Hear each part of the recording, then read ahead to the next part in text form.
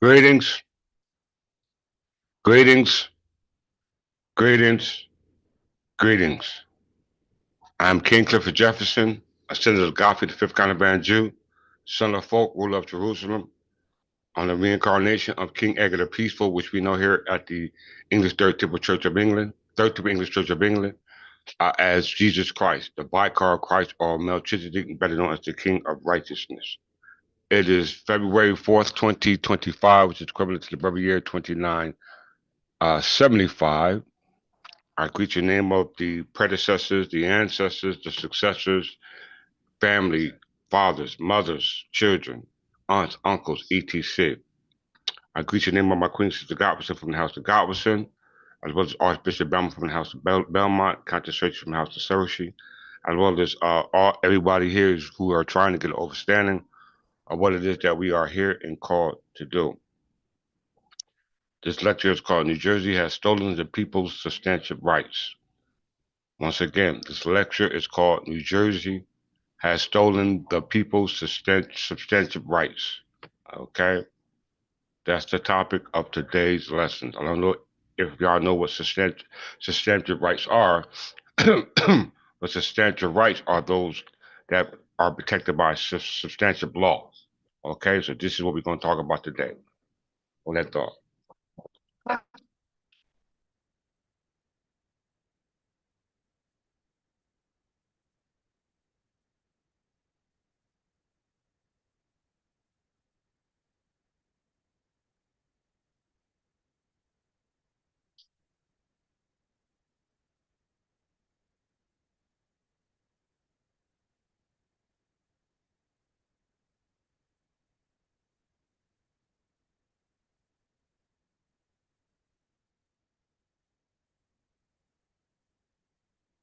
And as always, like, share, subscribe.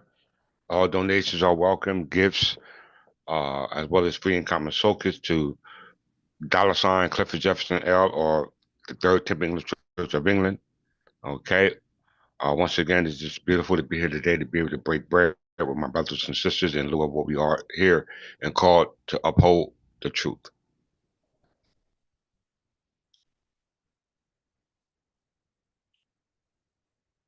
Greetings, Brother Nunley from the House of Nunley. I understand you're at work, but thanks for tuning in anyhow.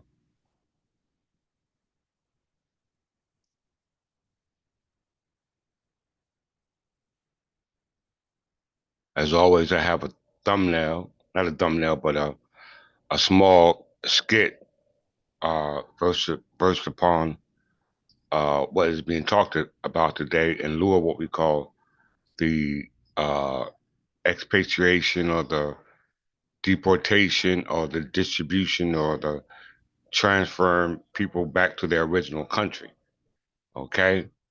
It's very, very important that we comprehend what's going on and how it would affect those known as African Americans. Okay? Very, very important.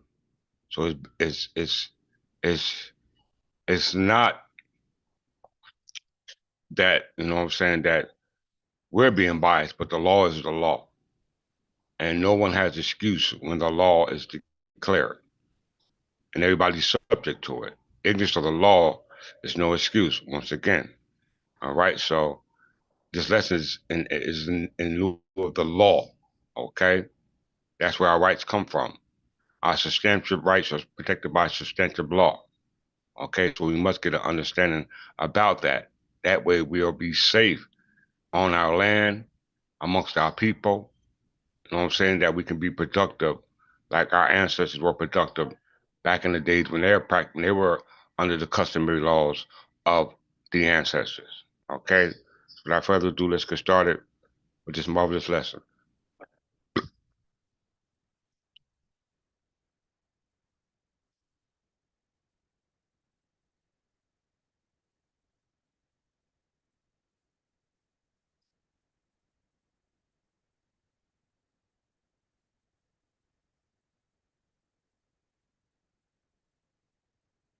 Any questions, please post them in the chat.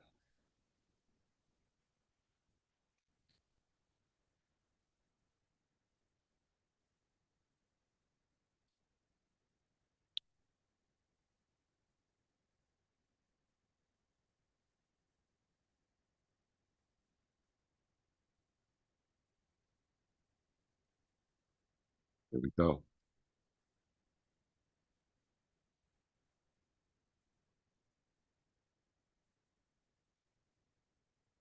Moving on now, it looks like illegal immigrants from Latin America and Asia are not the only ones who are on President Donald Trump's radar for deportations from the United States. Several African immigrants may also soon be deported. Now, in a document published by the United States Immigration Office, there are over 1,000 of the illegal immigrants from Africa in the United States that could reportedly face deportation back to their home country in the coming days. Now, the list, which shows data as of November of 2024, indicates that there are over 1,445,000 non-citizens in the United States that are going to be deported back to their home countries. Out of them, Mexico has topped the list with over 250,000 individuals facing deportation orders from the United States, followed by El Salvador, Honduras, and Nicaragua, among others. From Africa, out of the 47 countries that have been listed by the Immigration Office in the document, Somalia tops the list with more than 4,000 immigrants ready to face deportation from the United States. This is closely followed by citizens belonging to Mauritania, Nigeria, Ghana, Guinea, Cameroon, Ethiopia, Senegal, Liberia, and Sierra Leone. Now, the document's publication and the likelihood of deportation come at a time when the Trump administration, which took office earlier this month, has initiated an aggressive immigration enforcement campaign in the United States. President Donald Trump has swiftly enacted sweeping changes to the U.S. immigration policy.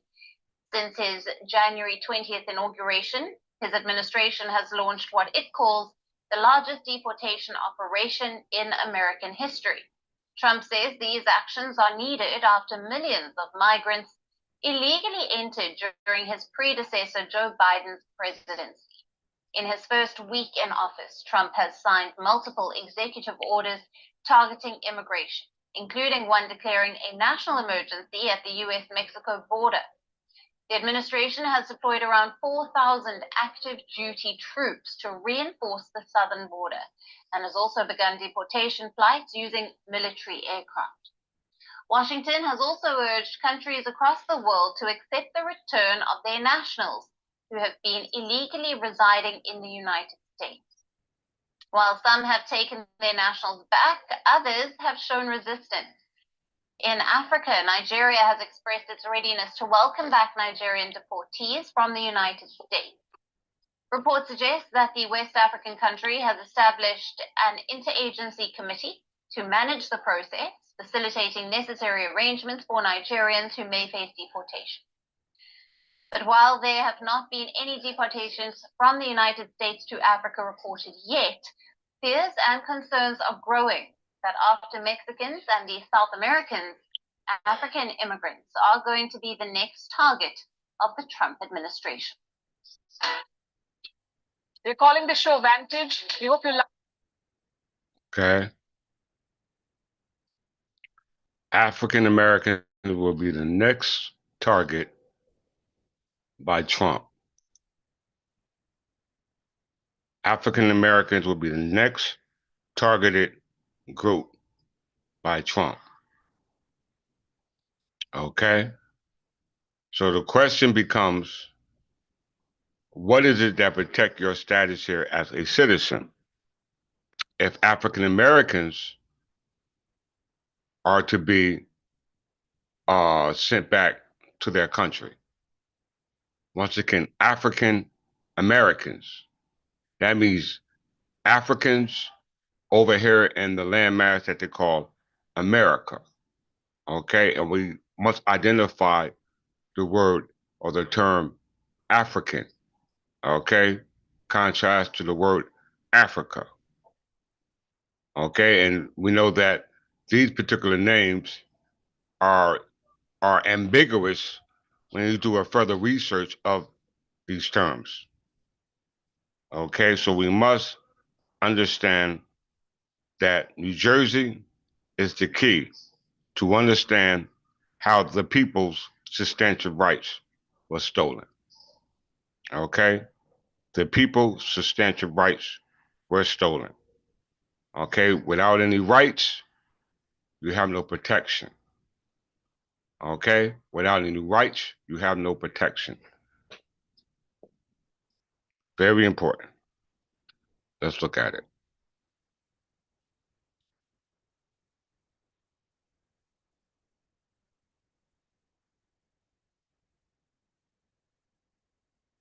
Substantive rights.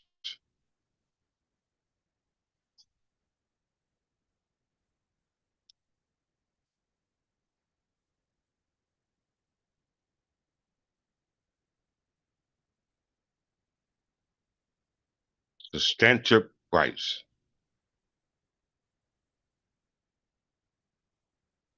A lot of people don't know what this means. Substantive rights.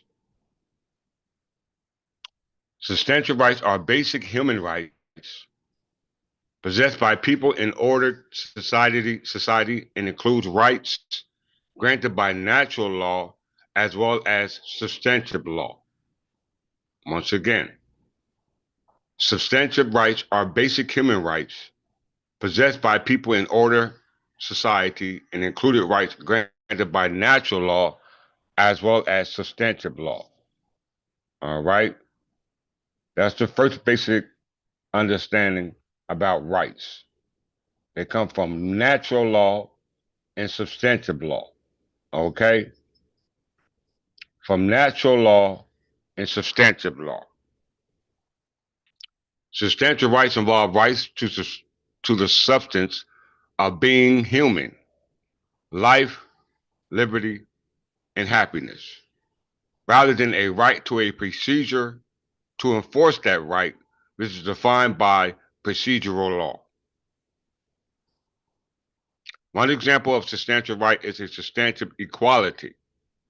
Substantive equality is concerned with equality of outcome for all subgroups in society, including disadvantaged and marginalized groups.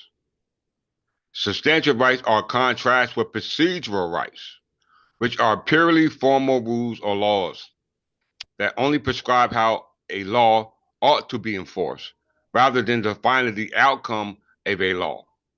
One example of procedural right is formal equality of opportunity. Okay? So there's a equitable right and a procedural right. An equitable right is a human right of society that's given by what we call or protected by what we call substantive law. Anything outside of that will be procedural rights protected by procedural law, okay, which governs the outcome, okay, which governs the outcome. Let's look up substantive law.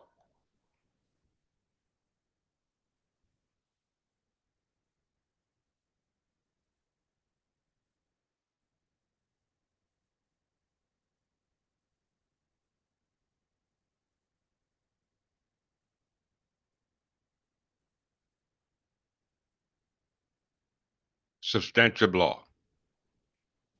Substantive law is a set of laws that govern how members of society are to behave. It is contrast with procedural law, which is a set of procedures for making, administering, and enforcing substantive law.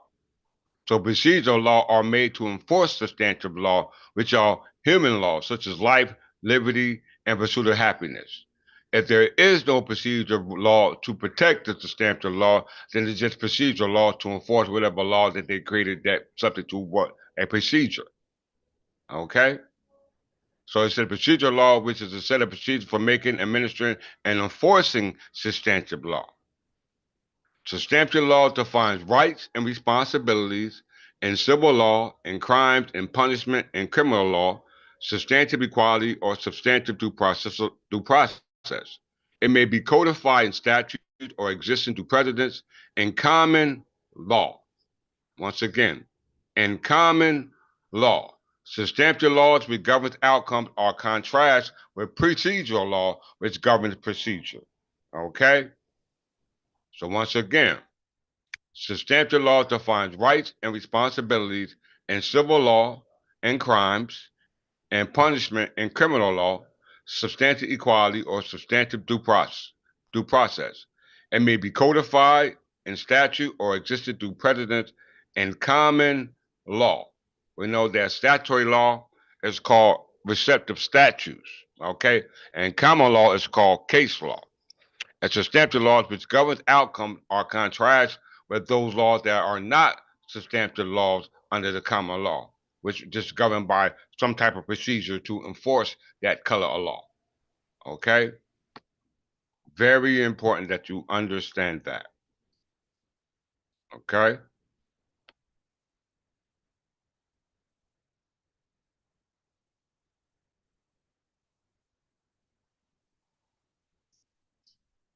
Let's see where I want to go now.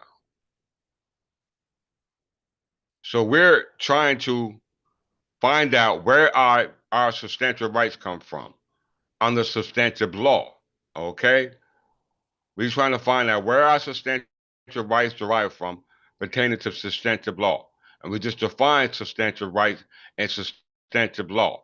And both of those are different from procedural law. Okay? Both of those are different from procedural law. We know that substantive law is a law that's governed by the 14th Amendment. Okay?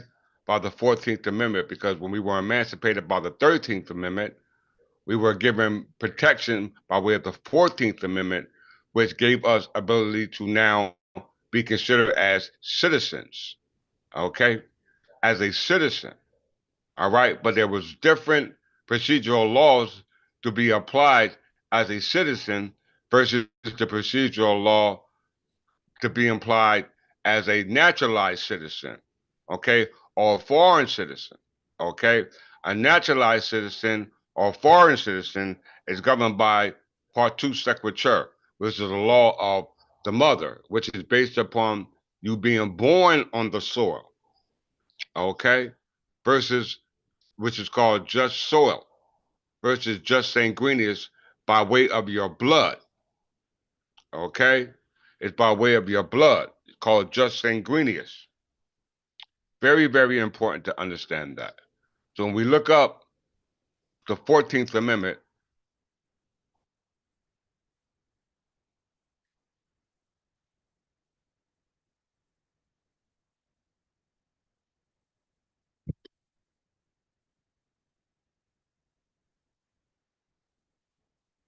everyone should know this. The 14th Amendment to the United States Constitution was adopted on July 9th, 1868, as one of the Reconstruction Amendments. So in light of the past couple of lessons we did involving the Negro, the Jew, all right, based upon that history that we now understand and bringing light to the 14th Amendment, based upon the history that we now understand, it says usually the 14th Amendment is usually considered one of the most consequential amendments. It addressed citizenship rights and equal protection under the law and was proposed in response to the issue related to the formerly enslaved Americans following the American Civil War. So it was a law, right? There was a law that was created for protection of those who were the newly emancipated slaves who were enslaved during the time of slavery, okay, which caused the American Civil War. So the question becomes, was this some type of procedural law or was this some type of substantive law? Okay, because substantive law and substantial rights are governed under the common law. Any law that's not of the common law is not a substantive law because it's not governed, it don't protect substantial rights, but it's a procedural law that protects procedural rights. Okay? Very important to understand that.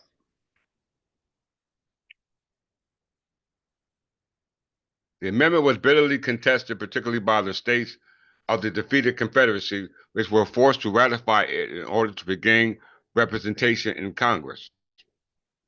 The amendment, particularly its first section, is one of the most litigated parts of the Constitution, forming the basis for landmark Supreme Court cases, Brown versus Board of Education, Loving versus Virginia, Roe versus Wade, uh, Obergefell versus Hodges, students fair students for fair admission versus Harvard, but they're missing the most important one. Everyone know what case that is? United States versus Wong Kim or Bart.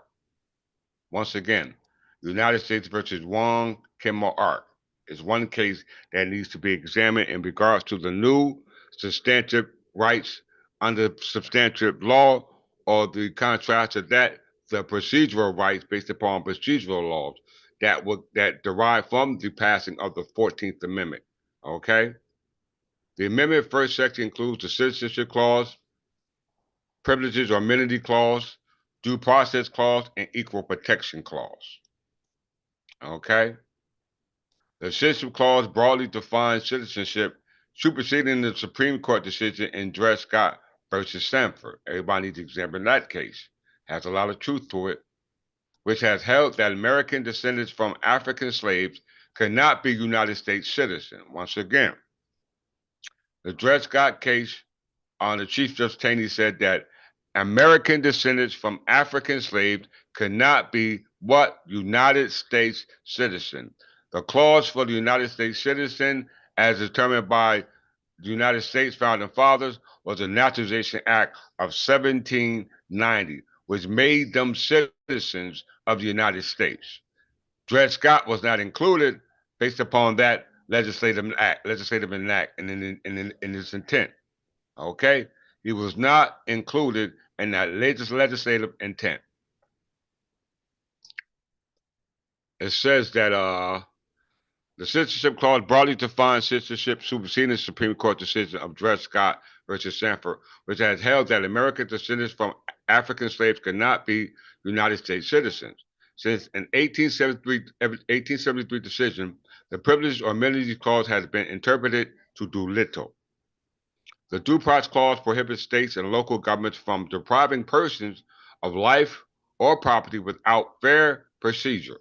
The Supreme Court has ruled that the clause makes most of the Bill of Rights as applicable to the states as to the federal government, as well as to recognize substantive and procedural requirements that state laws must satisfy.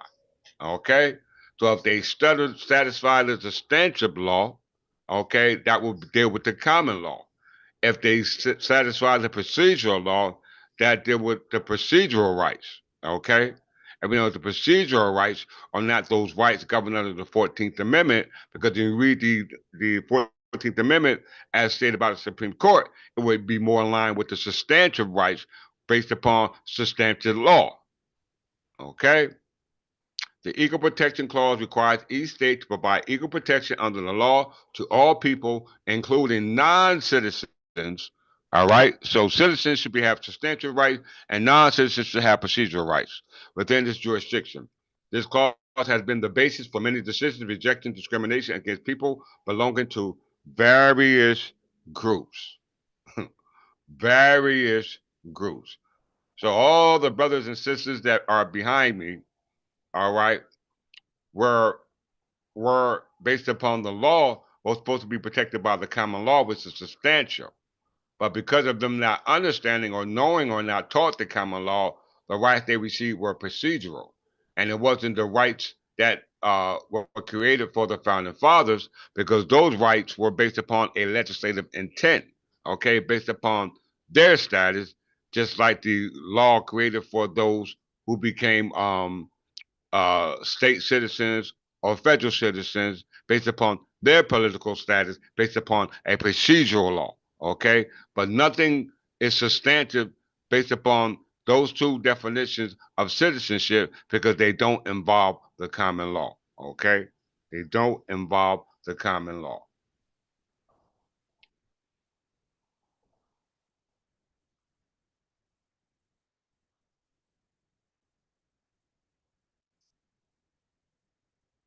The second, third, and fourth sections of the amendment are seldom litigated. The second section referred to the rebellion or other crimes has been invoked as a constitutional ground for felony disfranchisement. You hear that? Felony disfranchisement. The third section discusses disqualification from office for engaging in insurrection or rebellion. 2024 decision in Trump versus Anderson regarded President Trump's actions during the January 6th Capitol attack, held that Congress determine eligibility for federal offices while state government only do so for state offices. The fourth section was held in Perry versus United States to prohibit Congress from dismissing a contract of debt incurred by a prior Congress. The fifth section gives Congress the power to enforce the amendment provisions by appropriate legislation, but under City of Bowen versus Flores, not to the extent of contradicting the Supreme Court decision interpreting the amendment. So we see all these decisions regarding citizenship based upon Supreme Court cases are focused on different issues. Okay, are different issues. None of them are dealing with the issues of the status of citizenship of those newly emancipated slaves and the protection that they have under the 14th Amendment, okay?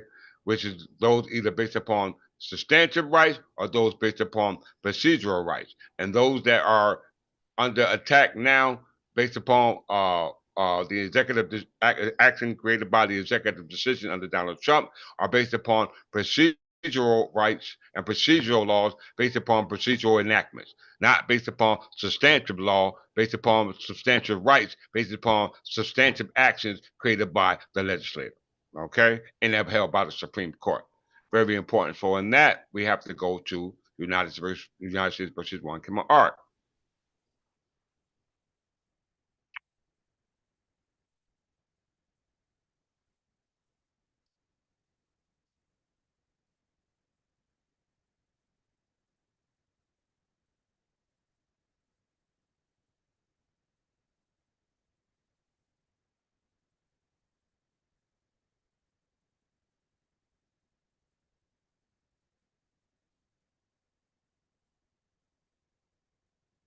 The United States versus Juan Art.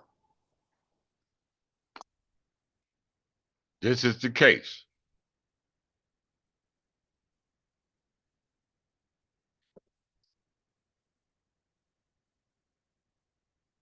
United States versus Juan Art, 1898. English authorities ever since are to the like effect. All right, and Uday versus Uday, the point decided was one of the inheritance, depending upon the question whether the domicile of the father was in England or in Scotland. He being in either alternative a British subject, Lord Chancellor Hartley said, the question of naturalization and of allegiance is distinct from that of domicile. The question of naturalization and of allegiance is distinct from domicile. You hear that? Just because you're born somewhere does not make you a citizen, because you have to determine if one is national based upon their allegiance, or one has been allowed to become a citizen through the process of naturalization. Okay? Lord Westbury in the passage relied on by the Council for the United States begin by saying, the laws of England and of almost civilized countries ascribe to each individual at birth two distinct legal states or conditions. We know that the five civilized tribes, as well as the American citizens, i.e., those founding fathers dealing with the Naturalization Act of 1790, adopted the Anglo culture and therefore they became civilized. Prior to that understanding of law and culture and tradition, they would not have been civilized. Okay? And we know in Imre Ahmad Hassan, the law that civilized them was the laws of the Anglo-Saxons, going back to Alfred the Great, which was known as Witten. According to the 1911 Encyclopedia Britannica, also says that that law of Witten from Anglo-Saxon was also the laws of the Berber. And we know that Alfred the Great unified the Berbers in 886, okay? And we know that the word Berber is a tribal name denoting to Berbers, all right? So it says the law of England and almost civilized countries describe to each individual at his birth two distinct legal states or conditions. One by virtue of which he becomes the subject of some particular country, binding him by a tie of natural allegiance, and which may be called his political status, and another by virtue of which he has ascribed to him the character of a citizen of some particular country. Here that character of a particular country, and as such, it possessed of certain municipal rights and subject to certain obligations, which latter character is the civil status or condition of the individual and may be quite different from its political status. So the political status is one that has political substantive rights under substantive law.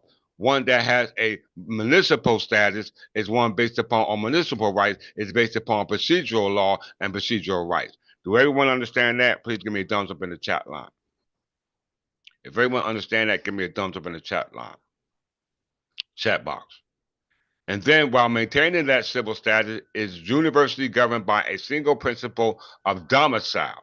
The criterion established by international law for the purpose of determining civil status and the basis of which the personal rights of the party, that is to say, the law which determines his majority or minority, his marriage, succession, testity, or intestacy, must depend. Okay? That is where the law must depend upon determining your political status and your political rights and your municipal rights. Your municipal rights is your rights under procedural law, and your political rights is those under substantive law. Okay, we must understand that.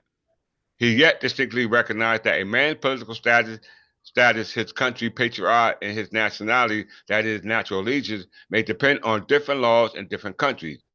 He evidently uses the word citizen not as equivalent to subject, but rather to inhabitant, and had no thought of impeaching the established rule that all persons born under British dominion are natural born subjects. Okay? Natural born subjects. Lord Chief Justice Cochrane, in the same year reviewing the whole matter, said, by the common law of England, every person born within the dominions of the crown, no matter whether of English or foreign parents, and in the latter case, which whether the parents were settled or merely temporarily sojourning in the country, was an English subject, save only to the children of foreign ambassadors who were accepted because their father carried their own nationality with them. You hear that? Or a child born to a foreigner during a hostile occupation of any part of the territories of England. No effect appears to have been given to descent or source of nationality. By that saying that, let's go to New Jersey Provincial Council.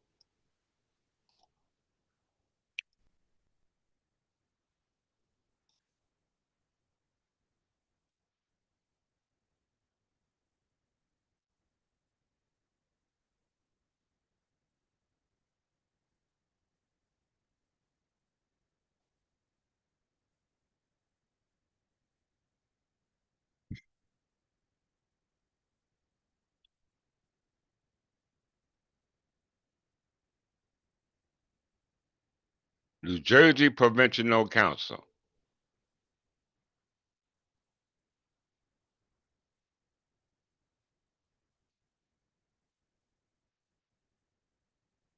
If we are protected by the crown based upon our political status, then we must look to where's the crown at this time, okay, that protects our political status. Not going way across the seas, across the oceans, and using that legislative enactment over there. But if we do use that in legislative enactment that was over there, it must extend over here because we have birthright citizenship over here based upon our political status that originated over there, vice versa. Okay? So it said His Majesty's Council for the Province of New Jersey was the upper house of New Jersey Legislative Council under colonial rule until it was replaced by New Jersey Legislative Council under the New Jersey Constitution of 1776, and the authority governing His Majesty's Council was the Crown. Okay? It was the Crown. The Provincial Council was established in 1702 upon surrender by the proprietors of East Jersey and those of West Jersey's right of government to Queen Anne, and government united to two colonies under the province of New Jersey as the world's colony established a new system of government. That means that their charter was dissolved. Their letter patent was dissolved. They had no right to the land because they had no authority to be on the land because they had no right of tenure. The instructions from Queen Anne to Viscount Cornbury to the royal government of New Jersey outlined a fusion of power system which allowed for an overlap executive, legislative, and judicial authority and provide for a bicameral legislative system of the council and a general assembly. Okay, that authority was under the crown, and the length of term, as they said, was indefinite. On December 6, 1775, Governor William Franklin prorogued the New Jersey legislature until January 3rd, 1776, but it never met again. On May 30th, 1776, Franklin attempted to convene the legislature but was met instead with an order to New Jersey Provincial Congress for his arrest.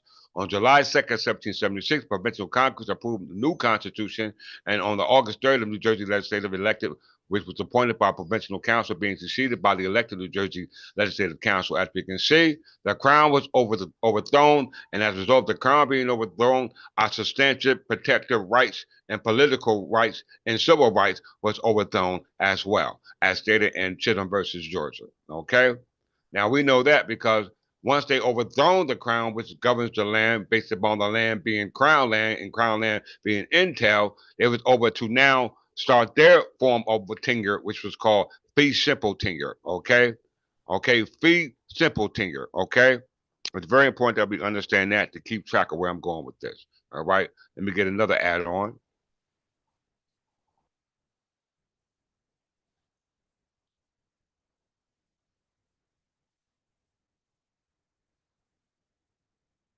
This is from the Jersey Land Title Institute. We already talked about this.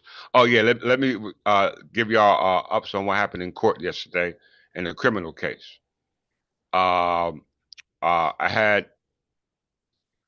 to go to the criminal court. I had to go to court yesterday for post indictment arraignment, and when I got there, the public defender was not there, nor the judge was there. It was a new judge. They transferred everything from that courtroom to the new courtroom from 504 to 501 under Judge Myers and the Chief Justice, Justice Pitchford. She wasn't there. The courtroom was locked. Nor are the two public defenders that were supposed to be representing me, which was Louis Negron and Yasmin, uh, Yasmin Jat, what was his name? Jasmine, Jazz, something like that.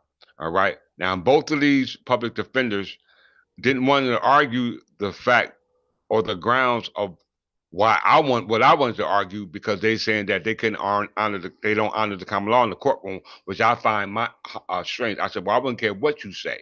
I said they got to say that, and I was like, yo, I'm moving for a motion to dismiss based upon lack of jurisdiction, based upon an unconstitutional statute. She said, well, we just can't argue that. I said, why can't you argue that? It said, because basically we obligate to the court. I said, well, look, I said, I can really care less what you obligated to. I said, I have an obligation to the common law, and without the common law, my people are doomed. And I said, and I'm not willing to waive that. So if you can make this issue go away, then hey, I'm all for it. You know what I'm saying? With no strings attached. So they tried this PTI, some type of program. It wasn't a PTI program, but it was some type of program where as though if I can just a phone call. I agreed to it, you know what I'm saying? But come to find out, when I went to the program, I didn't satisfy for the program because I didn't have a drug problem. Okay, so he was like, "Well, why are you here?" I said, "My point exactly." I told him exactly why they wanted me to go this way because they didn't want to argue my affirmative defense. He said, "Well, you don't qualify for the program, so this is the reason why we had the preliminary hearing on yesterday." When we got there, I didn't see any other public defenders, and when I stood before the court, it was a new public defender standing there, and apparently it was a mixed up with some information from the court to the uh, the PTI, whatever program that was, which I seem highly likable, being that we had that conversation prior to my first meeting.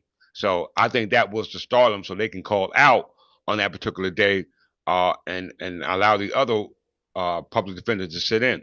Well, at the actual hearing, they called me up and uh, the public defender said it was a mishap with the information going from the court to the PTI uh, office, and that needed to be cleared up. So the judge said, well, that may be so. So he said they're going to reschedule it to the 29th of this month.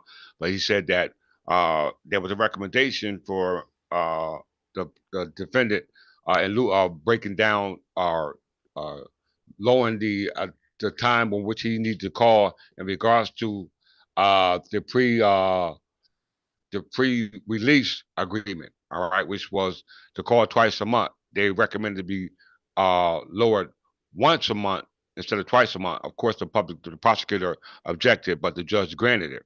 And then I stood up. I said, Your Honor, if you allow me to say a couple of words, I said, I find it hard to understand why this case has been going this long, and I have not had a chance to speak to my public defenders, the one that I originally had or the one that was appointed to me.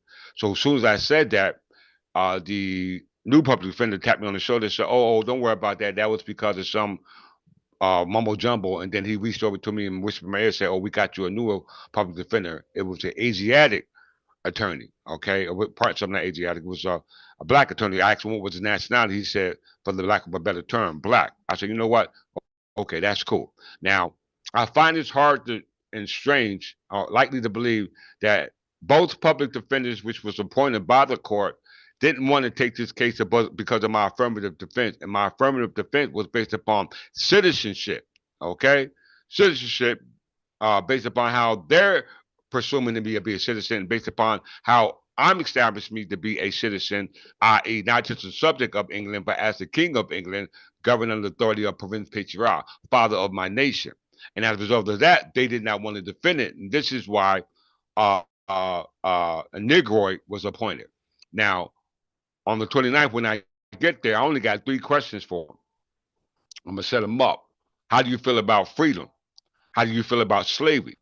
Do you agree with the 14th Amendment? Do you agree with the United States versus Juan Kim Art? Once you agree to those 4, then you must construe everything to the common law of England. If he don't agree to those 4, then I'm rolling without them, and I'm gonna show him, and I'm gonna show the court why him, as well as the other public defenders, do not want to defend this case as a result of my affirmative defense, which is rooted of a motion to dismiss for lack of jurisdiction based upon an unconstitutional statute, which were unconstitutional in the language of the statute, which was the reason for the active role malicious prosecution by the plaintiff. Okay, which we're going to discuss today. All right. If everyone understand that, please give me a thumbs up in the chat if you understood what I just said.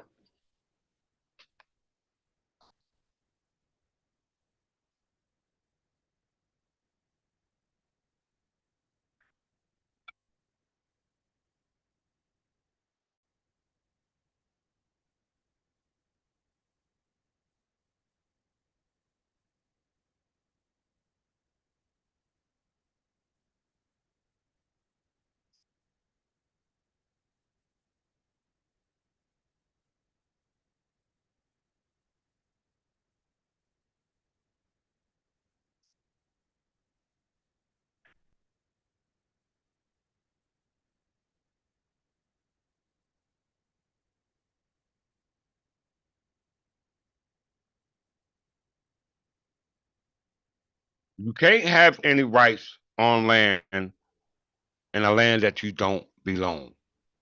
You can't have any rights on land that you don't belong, or land that you don't own. Okay, so if you don't have rights on land in a land that you don't own, that means you got procedural rights. Okay, under procedural law. If you do have substantive rights under substantive law, then that means that you have a right to be on the land and you're protected on the land because you're protected by the supreme law of the land. For us, it will be the common law of England. For them, it will be some other law. Okay? All right? New Jersey don't go by the common law of England, but they were subject to the common law of England because based upon their constitution and based upon their congressional tenure at that time, it was under His Majesty's crown, okay, and under the authority of the crown, which they said was indefinite. So under New Jersey's historical New Jersey Land Title Institute, which is the defendant, and the other case got filed with the transfer case, which is in appeal right now.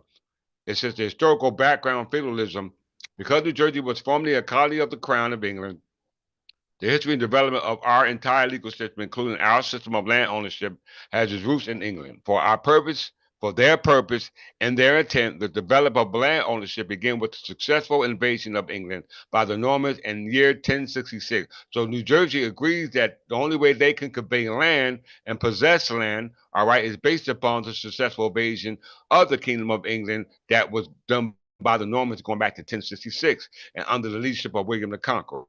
William first introduced the feudal system in England. Feudalism is based upon the concept that land and all land held was immediately by the sovereign. In other words, all land was owned by the king, and all others having an estate and interest in land ultimately derive their interest from the king. Okay, so New Jersey Land Title Institute agrees that.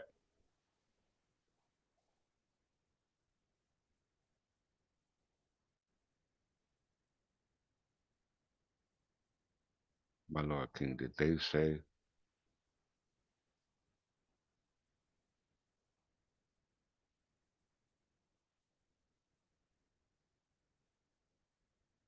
What you mean February? I don't understand your question.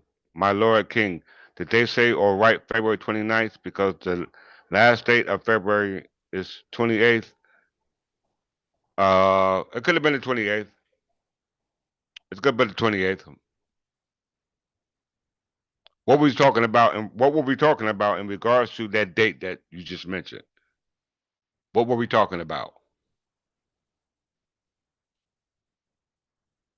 Where did that date actually come from? Because I don't think I mentioned the date February 28th.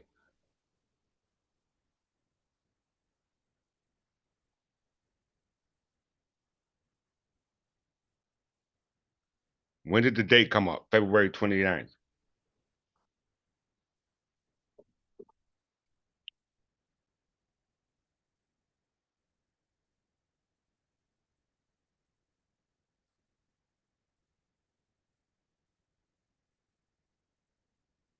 Did I mention February 29th somewhere?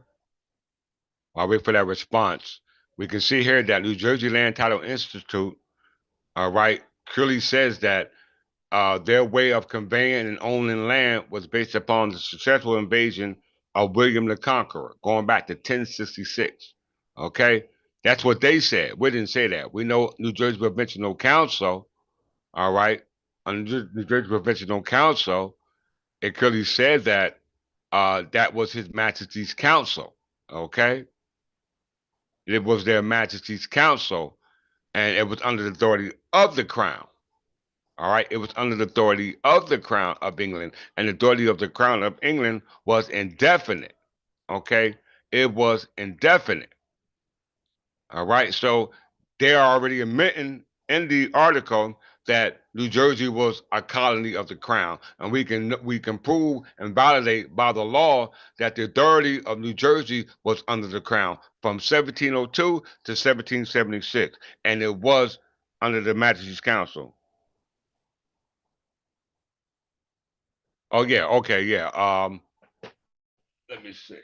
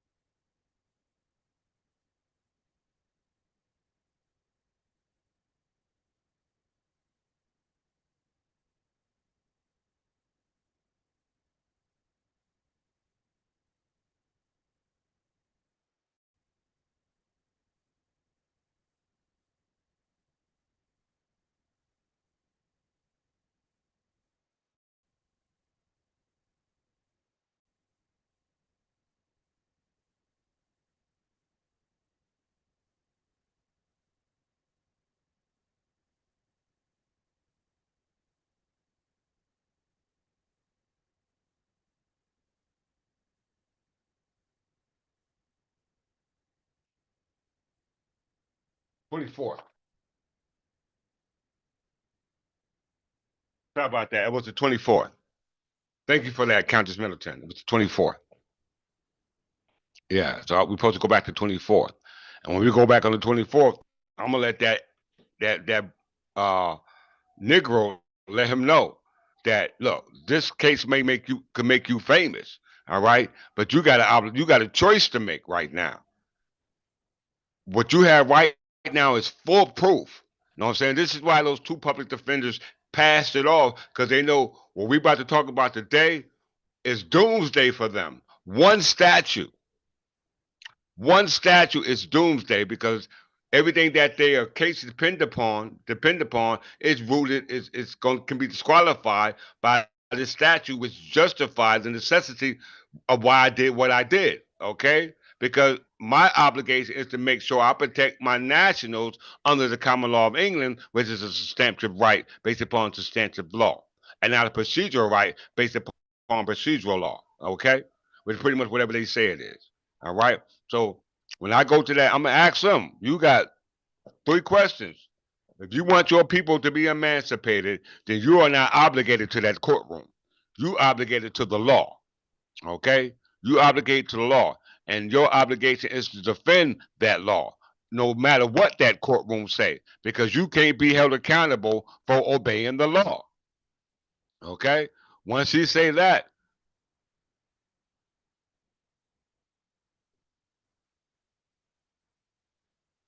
yeah, and when the judge was looking at me, the only thing I did was nod my head like this. She was looking dead at me, going like that. You know what I'm saying? Because I know what's the issue. I know it's just a matter of time. They have to defend me. I don't need the defense, but why not use them to expose the truth? Somebody gonna have to defend this argument. If they don't want to defend this argument, I'm gonna tell the court why they don't want to defend this argument and why the whole defense of the state is rooted in this one statute. That if the defense, if my defense argue this, it's over. It's over for them. We're going to talk about this today. We already talked about it, but it's affecting them now because 2 public defenders have passed the buck because of this affirmative defense. It's not going to work. What do you mean it's not going to work? How you know you ain't even presented to them? I can't present that. Why? Why can't you present it? Because it's a conflict of interest. It's a conflict of interest. So I've been asking both of them to give me somebody who looked like me. That's what they did. They gave somebody who looked like me. Now I'm going to let him know that you obligated to the law, to that Constitution, and your Constitution justifies your actions. Okay? It justifies your action. In this particular case, hangs on the heels of you for the freedom of every dark-skinned person or colored person or black person, not just here in New Jersey, but for the rest of the world. This case can set it off. Okay? It's a win. There's no way out of this. Somebody got to have the courage. If I can have the courage to bring this claim that cannot be defeated, you got to have the courage to bring it. Okay? I don't need you. I got to do it myself. But I want to see the face. I want to see the expression on their face. Okay? When there's nothing they can do about it. All right? All because of the crown, which I represent. Let's get it. So we understand that United States versus one Kimmel Art. Let's go back to it.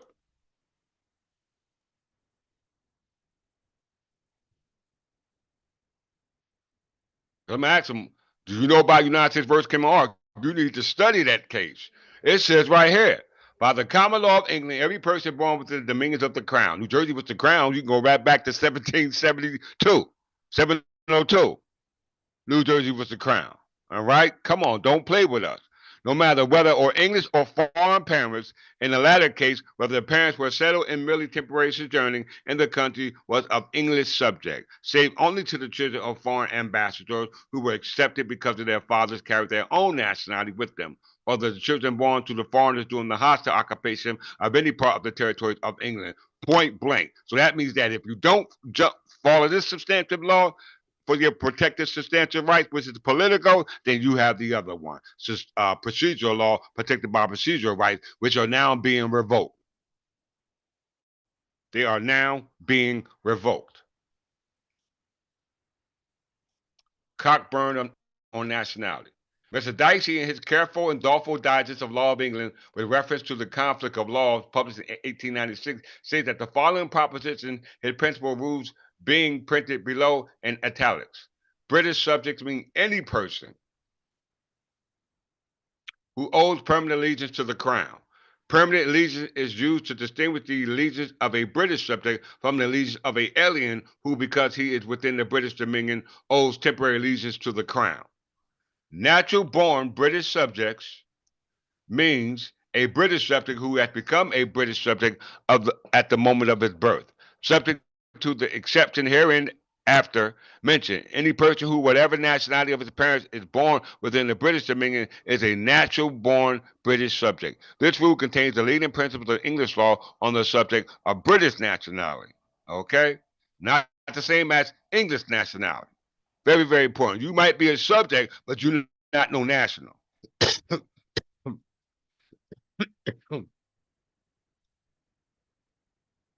The exception after mentioned by Mr. Dicey are only these two.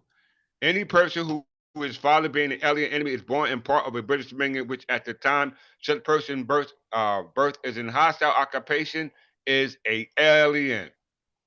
Okay?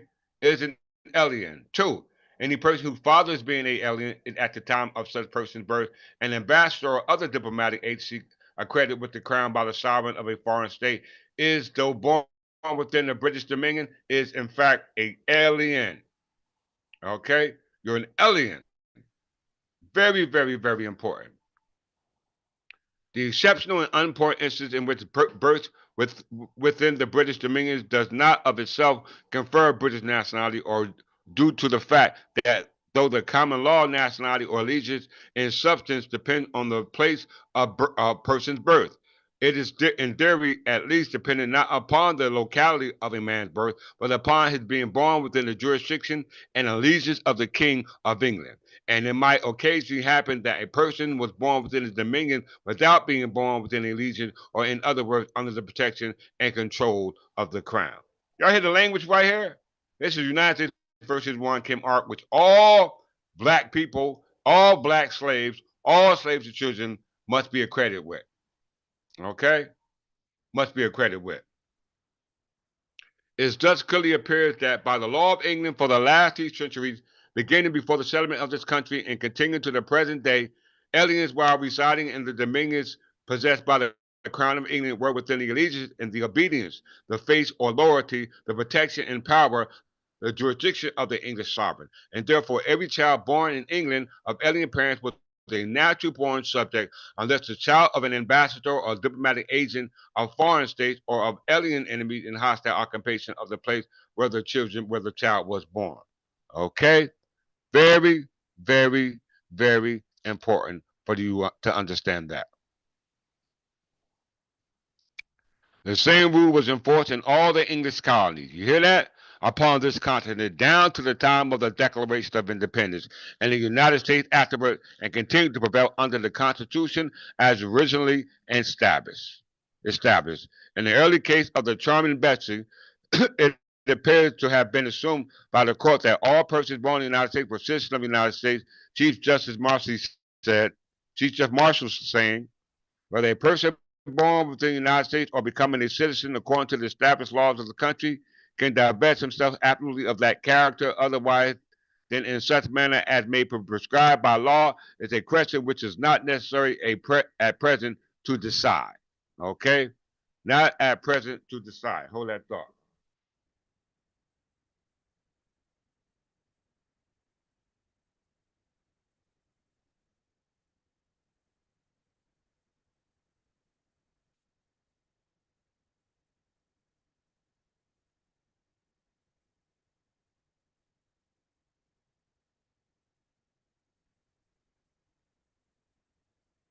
In English versus Sheller Snug Harbor, in which the plaintiff was born in New York about the time of the Declaration of Independence, the justices of the court, while differing the opinion upon other points, all agreed that the law of England as to citizenship by birth was the law of the English colonies in America. Mr. Justice Thompson, speaking for the majority of the court, said,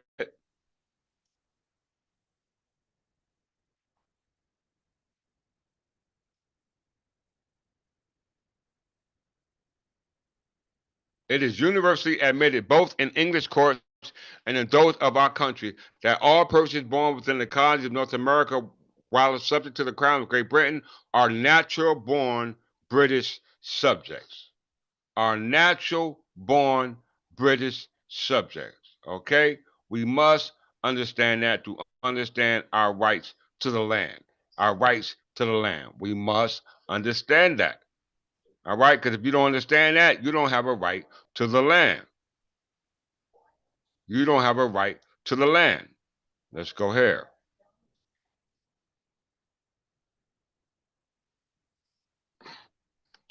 Let's go down a little bit more.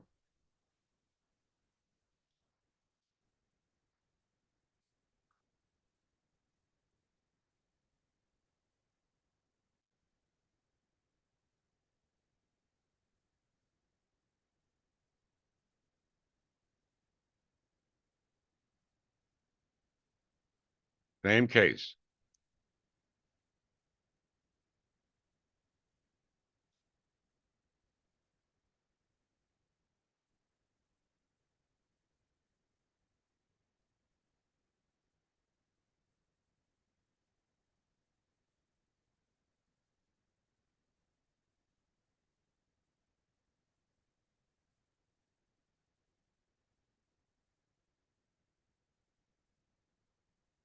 Now, this is dealing with citizenship. We just passed King Charles II. This is talking about King George III. We don't need them, okay? We don't need to depend on what they say about citizenship in this case, okay? I can care less. Okay, right here, though, important. We already about the North Carolina Negro Act, 1740. It says right here, Supreme Court of North Carolina, speaking by Mr. Justin Gaston, said, before our revolution, all free persons born within the dominion of the King of Great Britain, whatever their color of complexion, were native-born British subjects. Those born out of his allegiance were aliens. Upon the Revolution, no other change took place, and the law of North Carolina then was consequent upon the transition from the colony dependent on the European king to a free sovereign state. British subjects in North Carolina became North Carolina freemen, and all free persons born within the state are born citizens of the state. The term citizen, as understood in our law, is precisely analogous to the term subject in the common law, and the changes of phrases has entirely resulted from the change of government. The sovereignty has been transferred from one man to the collective body of the people, and he who before, as a subject of the king, is now what? A citizen of the state. We know the South Carolina Negro Act says that those citizens who were slaves were Berbers, ancient Berbers, okay? They were ancient Berbers, so that means that they were the subjects of the common law of England because that was their law, okay? That was their law. That was in North Carolina. Let's go forward.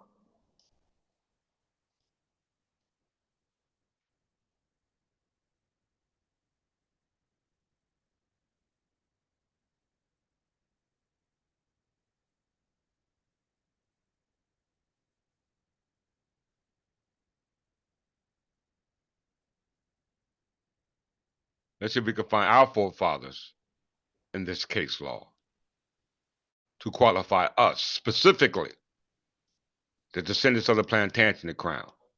Let's see if we can find them in this case, because this is the case governing citizenship, okay? For us as with the complexion of dark skin, but our nationality, okay, is English Anglo-Saxon Berbers, descendant of the Plantagenet crown, okay, under Queen Imperatrice and the Indonus Conditional Bus, which were laws passed to those who will inherit what our ancestors had preserved in law, okay, based upon our political status and not our procedural status, okay. Very, very important for you to understand that. They always say the best for the middle of the case law. Always. Here we go.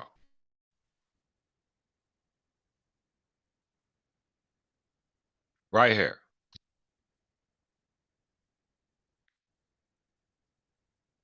First of all, let's look up Edward III.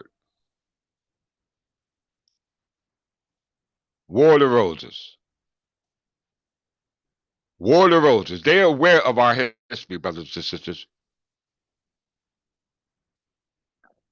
Excuse me. Sorry about that.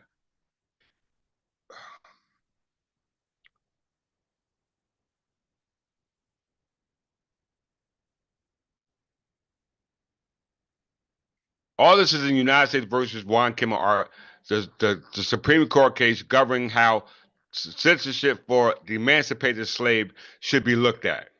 Okay? We're reading this in the United States versus Juan Kim Art, based upon some law passed by our ancestors, Edward the First, Edward the Second, and Edward the Third. Okay? Edward the First, Edward the Second, and Edward the Third.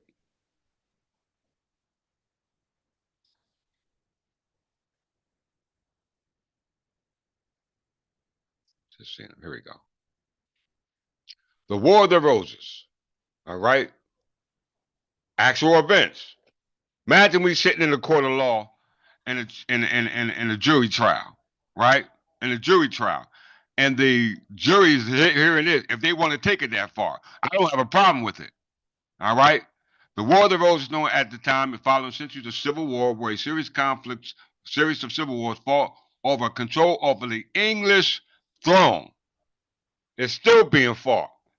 English throne. That's the crown, brothers and sisters. That's the crown. All right? Matter of fact, let's look at that real quick.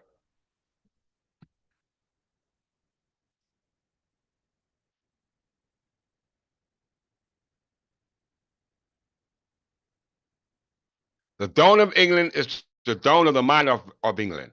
Throne of England also refers metonymically to the office of the monarch or the monarch itself.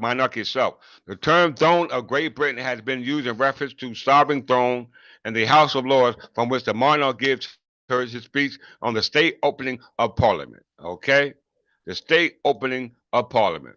The English throne is one of the oldest continuing hereditary monarchs in the world, and much the same sense as the crown. The throne of England became an abstract metonymic concept that represents the legal authority for the existence of a government.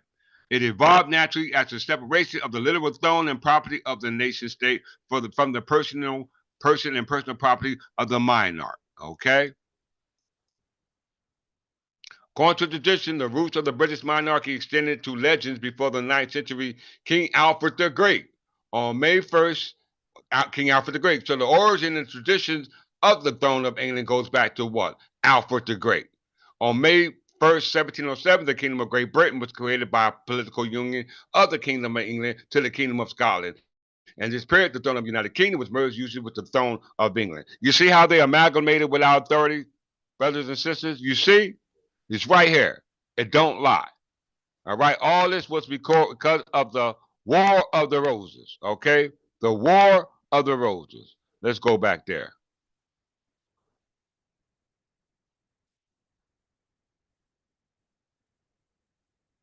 Right here, United States versus Juan Kim Art. Right here.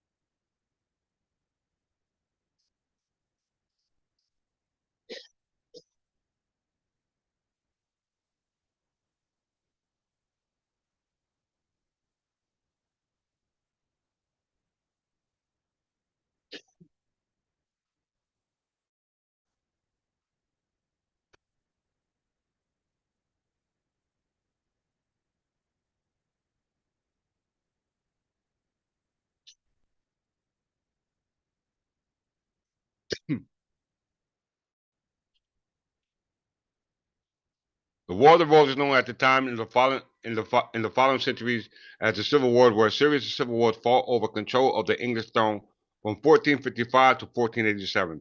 The wars were fought between the supporters of the House of Lancaster and the House of York, two rival cadet branches of the royal Plantagenet crown. You hear this? The conflict resulted in the end of the Lancaster male line in 1471, leaving Tudor family to inherit their claim to the throne through the female line. Hear that? Conflict was largely brought to the end upon the union of the two houses through the marriage created to the Tudor dynasty that was subsequently ruled England. That's Henry the Eighth and Margaret of Tudors. Okay, Henry VIII and Margaret of Tudors. The War of the Roses was rooted in the English socio-economic troubles caused by the Hundred Year War with France, as well as quasi-military Bastille resulting from the powerful duchies created by who? King Edward III. Okay, King Edward III. The mental instability of King Henry VII of the House of Lancaster revived his cousin Richard, Duke of York, interest in the claim of the throne. Warfare began in 1455 with York's capture of Henry at the First Battle of St. Albans upon the York and was appointed Lord Protector by Parliament. Fighting resumed for a year later when Yorkists, led by Richard Neville, Earl of Warwick, captured Henry against the Battle of Nottingham. Northampton, part itself. I'm talking about Nottingham. After attempting to seize the throne, York was killed at the Battle of Wakefield, and his son Edward inherited his claim per the controversial Act of Accord.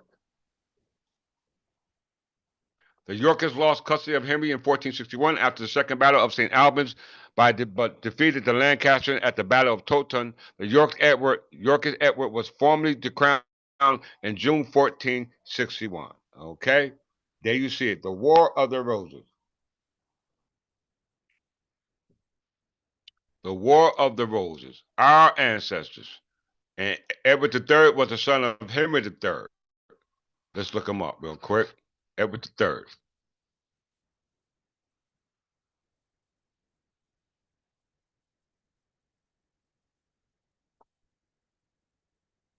He started the Order of the Garter.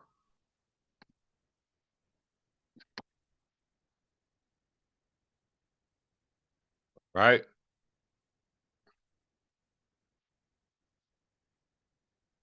Edward III, also known as Edward of Windsor, before his ascension was King of England from January 1327 until his death in 1377.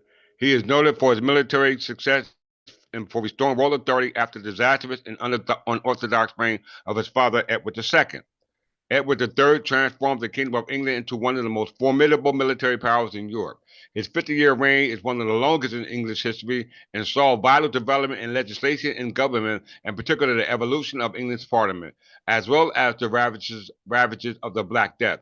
He outlived his eldest son, Edward the Black Prince, and was succeeded by his grandson, Richard II. You hear that? Richard II.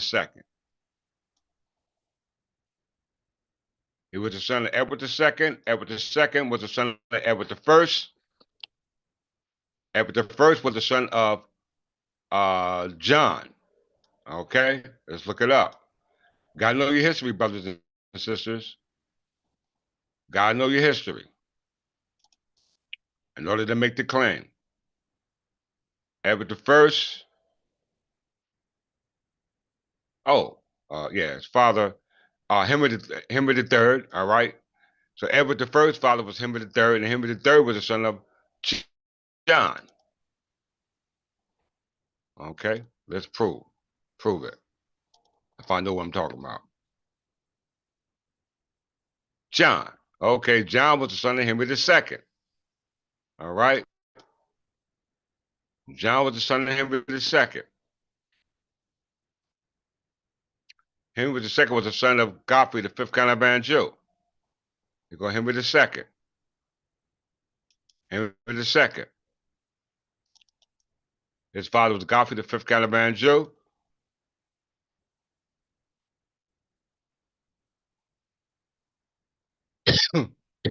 Father, Godfrey Plantagenet, Count of Anjou. And his father was Fulk V, ruler of Jerusalem.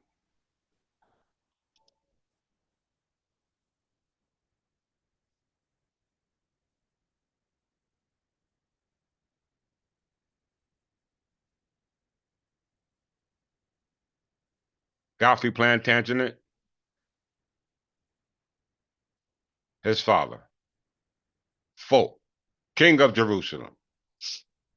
Y'all see it, King of Jerusalem. So from Edward III to Fulk V, King of Jerusalem.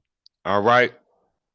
All this is pertaining to the estates, the landmass called the empire that they had under their authority under the English crown. Okay? We must understand that it's right here in case law involving the citizenship status or the subject status of those who history should be looked at in light of the common law of England. Okay? As established in the United States versus 1 Kim Art. Okay? I'm not saying it. The case law says it. Okay? The case law says it.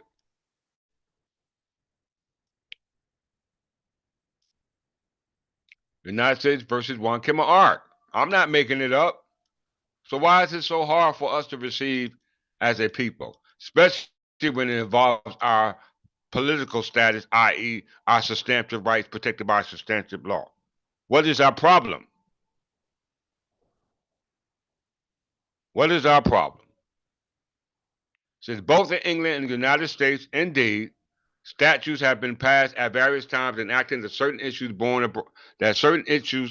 abroad of English subjects or of American citizens, respectively, should inherit to some extent at least the rights of their parents. Both these statutes apply only to cases coming within their purport, and they have neither been considered in either country as affecting the citizenship of a person born within its dominion. The earliest statute was passed in the reign of Edward III in the Robes of Parliament of the 17th of Edward III, 1344. It is stated that before these times there have been great doubt and difficulty among lords of this realm and the Commons, as well. We're talking about the Lords of Commons and the House of Lords. Okay, we're talking about the House of Lords and House of Commons. Before these times, there have been great doubt and difficulty among lords of this realm and the Commons, as well as men of the law. Let me read that again. Before these times, there have been great doubt and difficulty among the lords of this realm and the Commons, as well men of the laws as others, whether children who were born in part beyond the sea ought to bear inheritance after death of their ancestors in England, because no certain law has been therein ordained.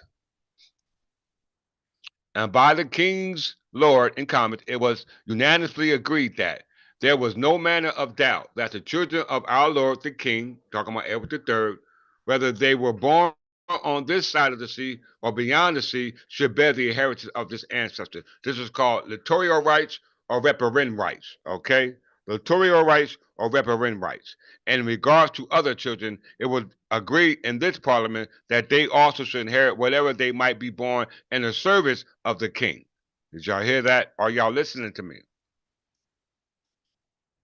But because the parliament was about to depart, and the business demanded great advisement and good deliberation how it should be best and most surely done, the making of the statute was put off to the next parliament. Two rot parliament rock parts of. You can see it there. I got to sneeze. Hold on.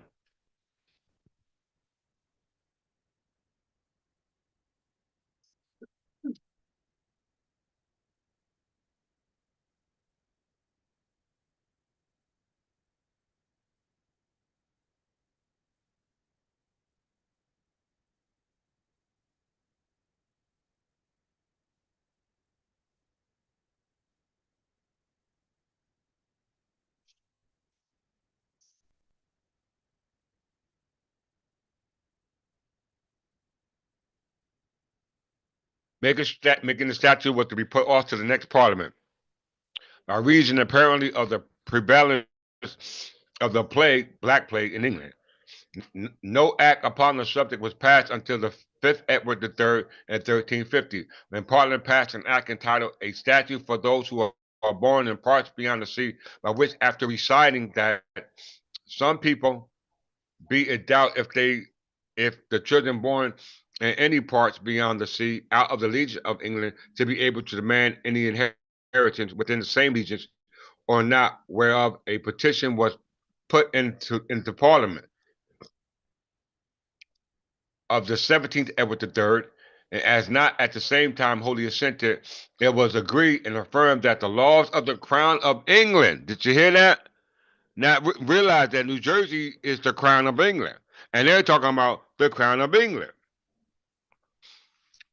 The Crown of England is and always has been such that the children of the King of England, and whatever part they be born in England or elsewhere, be able ought to bear the inheritance after the death of their ancestors. You hear that? After the death of their ancestors. This is why Title 46 of Revised Statute is there. It was a reception statute incorporated going back to the times of our ancestors, okay? That's why they had to remove the crown. That's how they had to use common recovery and change it to what they call fee simple, which are the color of title. Okay, these are not proper forms of conveying property. They only are forms of easement. The use of property and possession, the right of possession of property that you don't have a right to. Okay, the law of the Crown of England is and always have been such that the children of the King of England, in whatever part they be born, in England or elsewhere, be able to art and bear inheritance after the death of their ancestors. So we don't need no will. We don't need no deed. You hear that? It's supposed to pass by operation of law, and also agreed that certain persons named which were born beyond the sea out of the legion of England should be from henceforth able to have and enjoy their inheritance after the death of their ancestors in all parts within the legion of England, as well as those that should be born within the same legions. I repeat. Two, also agreed that certain persons named which were born beyond the sea out of the legion of England should be from henceforth able to have and enjoy their inheritance after the death of their ancestors in all parts within the legions of England, as well as those that should be born within the same legions. And further agree that all children inheritors, that all children are inheritors, which from henceforth shall be born without the legions of the king, whose fathers and mothers at the time of birth be and should be at the faith and allegiance of the King of England, to have and enjoy the same benefits and advantages, to have and bear the inheritance within the same legions as the other inheritors aforesaid in times to come. So always that the mother of such children do pass see by the license and wills of the husband. So now you're not subject to part two sequitur being trimmed. You hear? You're back under the father of the nation, parens patriarch. Okay, the will of their husbands.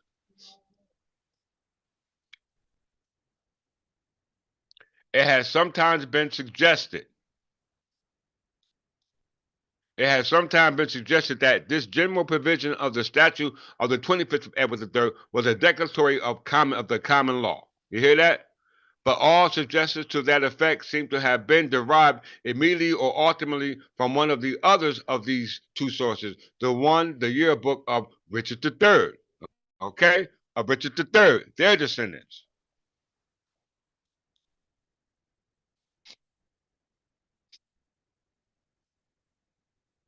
Reporting a saying of Hussey CJ that he who born beyond the sea, he who born beyond the sea and his father and mother are English, their issue inherit by the common law, but the statute makes clear, which is at best was but by absurd dictum, for the Chief Justice appears to have finally rested his opinion on the statute, that the other or note added to the edition of 1688 of Dyer's Report 184A, stating that a Trinity term on the 7th of Edward III, it was adjudged that children of subjects born beyond the sea in the service of the king were inheritable, which has been shown by a search of the roll in the king's bench so referred to be a mistake, and as much as the child there is in question did not appear to have been born beyond the sea, but only to be living abroad, Westlake Private International Law. The statute of Edward III recites the existence of doubts as to the rights of foreign-born children to inherit in England. And while it is declaratory of the rights of children of England, it is retrospective as to the person specified name, yet as to all others, and it is in terms merely prospective, applying to those only who shall be born henceforth.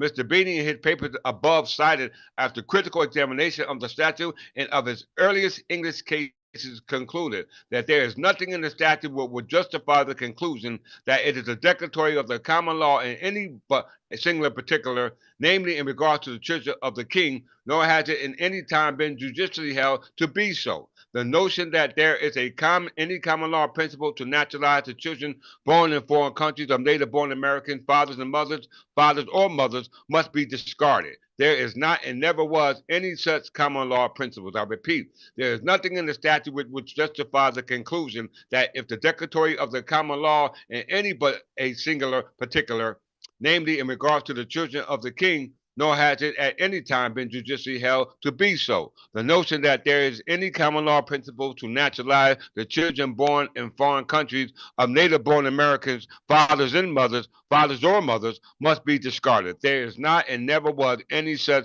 common law principle. This is why Trump is doing what he's doing. This is why Trump is doing exactly what he is doing. You must understand. If everyone agree with what I just read, give me a thumbs up in the chat line. If everyone agree with what we just read. All right? We must understand. It has been pertinently observed that if the statutes of Edward III had only been declaratory of the common law, the subsequent legislation on the subject would have been wholly unnecessary. Okay? Wholly unnecessary. So all the mess going into Charles II, all good. It's all good. So Charles II, Charles King James and Queen Anne and all of that was irrelevant because they have no birthright here on these lands. They have no birthright here on these lands. Only the heirs of the kingdom of England under the authority of the crown, going back to the authority that was there when the crown established the legislation based upon the right of inheritance, not based upon just soil, but just sanguineous. Okay? That this case specifically speaks about birthright under just sanguineous, those who are heirs and subjects of the crown. Okay? Let's make no mistake about that. Okay? Let's make no mistake about that. So as we can see, Chisholm versus Georgia. Let's go here.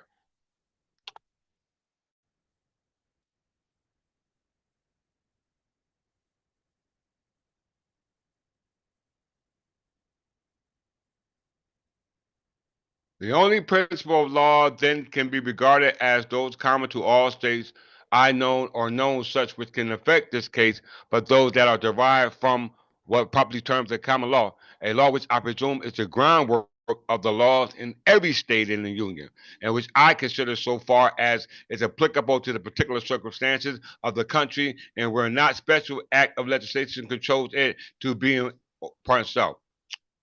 In the state that let me read it again. The only principle of law then that I can be regarded as those common to all states, I know of none such which can affect this case, but those that are derived from what is properly termed the common law, a law which I presume is the groundwork of the laws in every state within the Union, and which I consider so far as it is applicable to the peculiar circumstances of the country, and where not a special act of legislation controls it to be enforced in each state as existed in England, unaltered by any statute at the time of the first settlement of this country. Y'all don't hear me.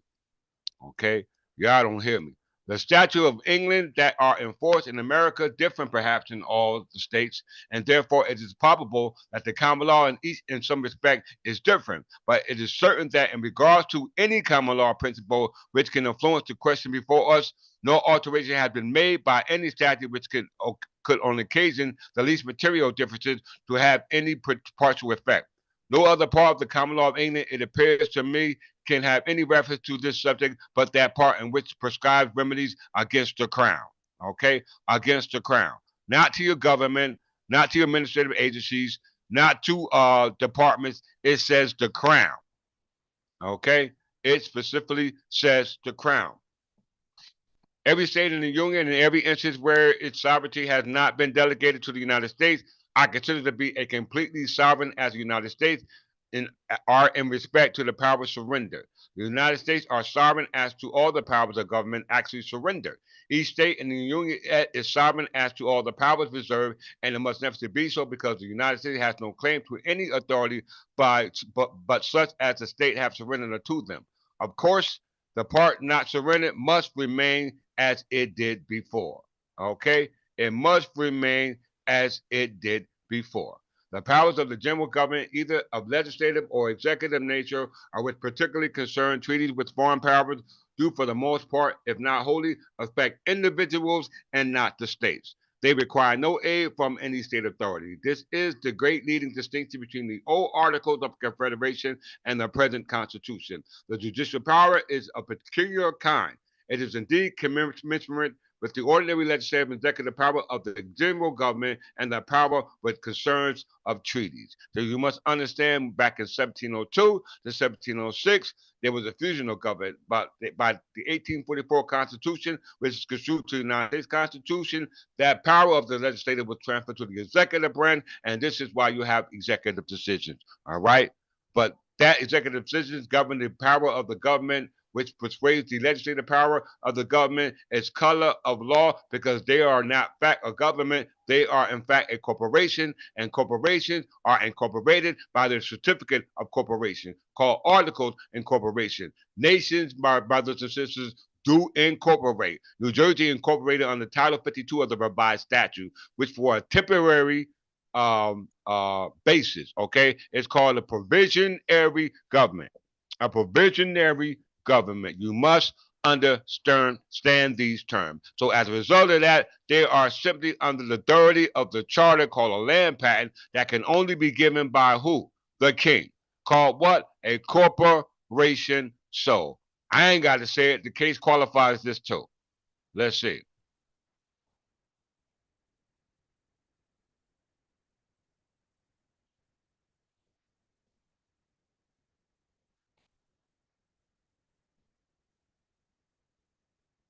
The case deals with it all. This is the case I'm using to defend our status on a political level, not a civil level. All right, political level.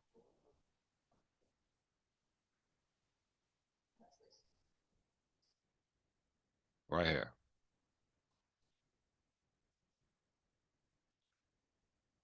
New Jersey has not adopted any law to counter Tristan versus Georgia, so it does affect New Jersey. Okay.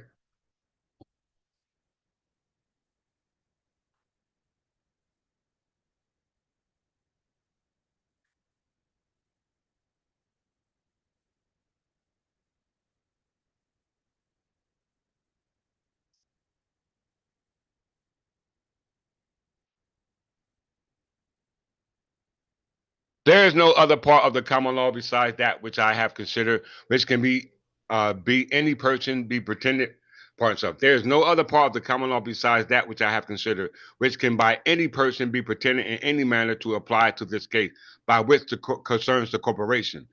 The applicability of this, the Attorney General with great candor has expressly waived. I wonder why. Why has the Attorney General expressed to waive uh, um, his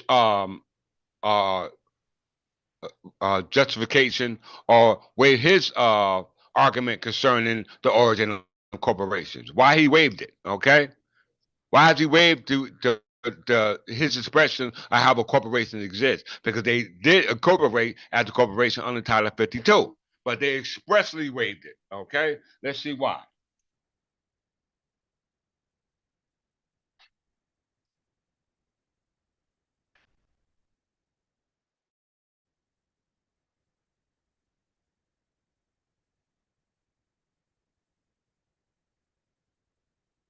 We've seen this in the Chancery case that's being appealed. The Chancery case court dismissed it because of the status quo and the public interest that the state is operating, which is totally violation of the present complaint that was filed. But the justification for dismissing it because she said that she didn't want to disrupt what's going on, because if she granted everything I wanted in order to show cause, New Jersey will be stifled. I would care less about the stifling of New Jersey operating on land that they can't prove they own. You know they can't prove they own it. This is why you dismissed it. Okay? Right? This is why you dismissed it. Which I can care less why, because under the common law, you was not supposed to dismiss it, because this is how the right to have property was conveyed to us, and that was under the common law. Okay? Very important. Why? Because under 61-1-28, Right state under the charge of Great Britain saved from repeal. An act to incorporate trustee of religious society for property held in corporation in place thereof. So all the property that New Jersey is holding is in bona vacatia. Why? Because they said that ain't no more English people here, ain't no more heirs. So therefore, the state took it by way of escheatment. Okay, as a result of interstate. Now they can use it through adverse possession and now convey it based upon adverse possession and now purport to convey it to those who claim to have a right in possession of property, but under the laws which you incorporated that property under the deed are color of title. So you don't own it, all right? It's a dead pledge. How I know it? Because corporations sold it to you, not the ones who allow corporations to be able to sell it to you. All right? Let's see why. There is no other part of the common law besides that which I consider which can be any person be pretended in any manner to apply to this case, but that which concerns corporation. The applicability of this Attorney General with great grandeur has expressly waived in this case, as well as in the case concerning the Third Tip English Church of England. But as it may be urged on other occasions,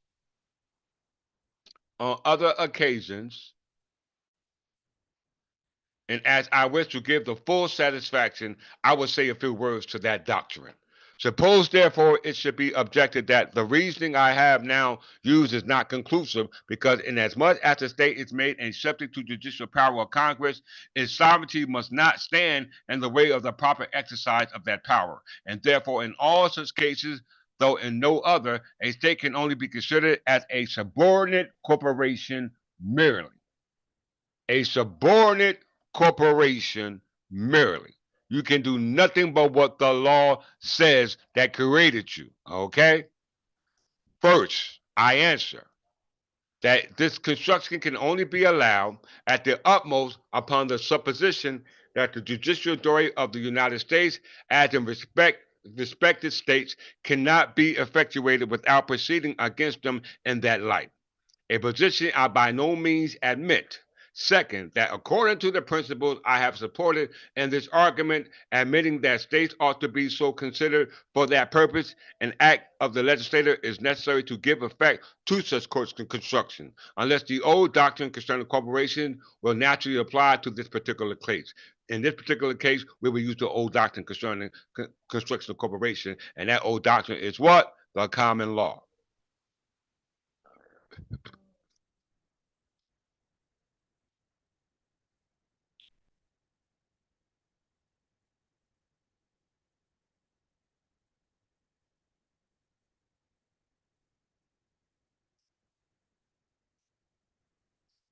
Okay, where are we at? Third, that as it is evident, the Act of Congress has not made any special provision in this case grounded on any such construction. So it is, to my mind, perfectly clear that we have no authority upon any supposed analogy between the two cases to apply the common doctrine concerning corporations to the important case now before the court. I take it for granted that when any part of an ancient law is to be applied to a new case, okay?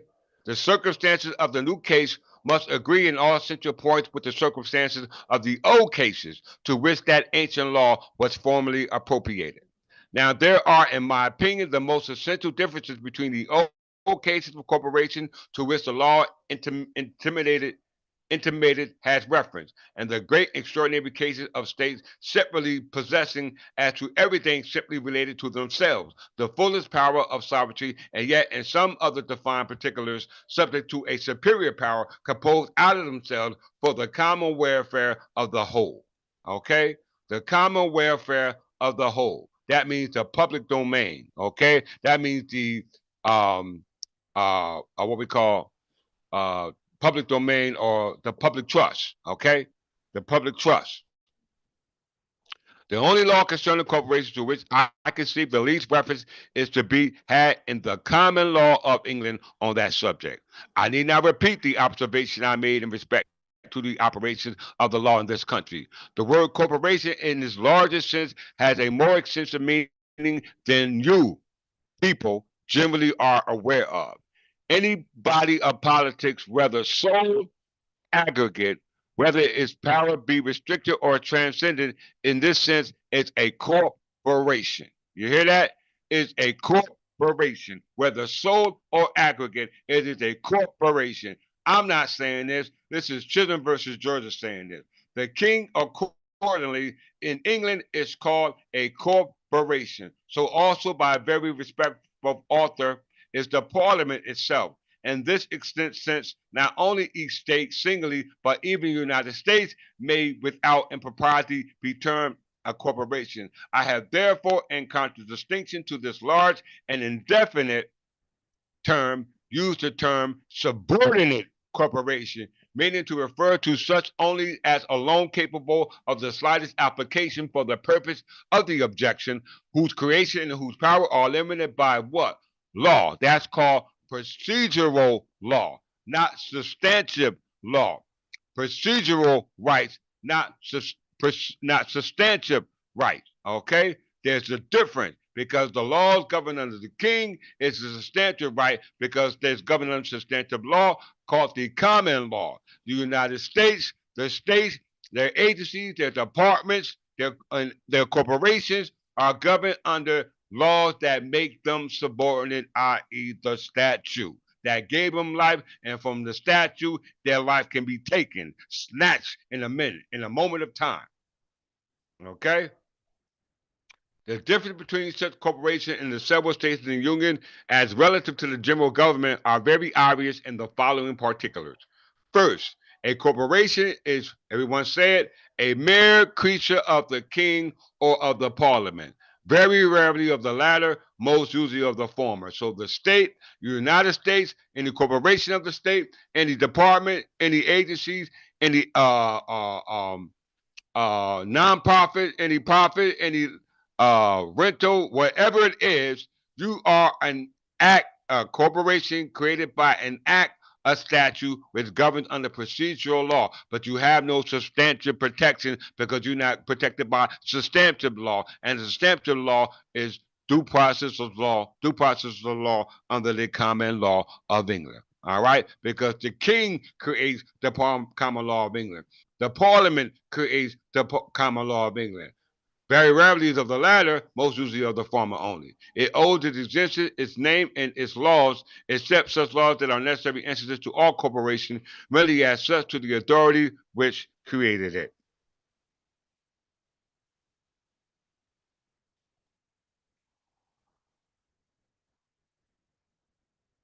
A state does not owe its origin to the government of the United States in the highest or any of its branches. It was in existence before it. It derives its authority from the same pure and sacred source as itself, the voluntary and deliberate choice of the people. What people? We ask. Okay?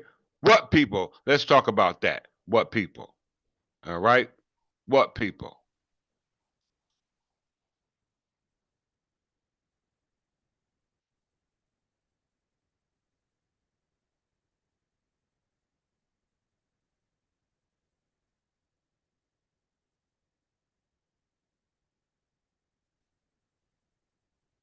We talk about the lessons called New Jersey stole the people's substantive rights. That's what we're talking about. Okay?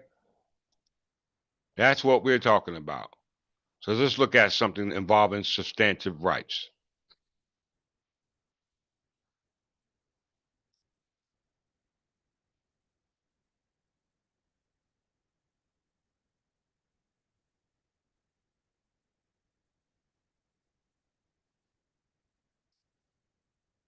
In America, system of law, okay, people have substantive rights, common law rights that existed before and are protected by the Constitution.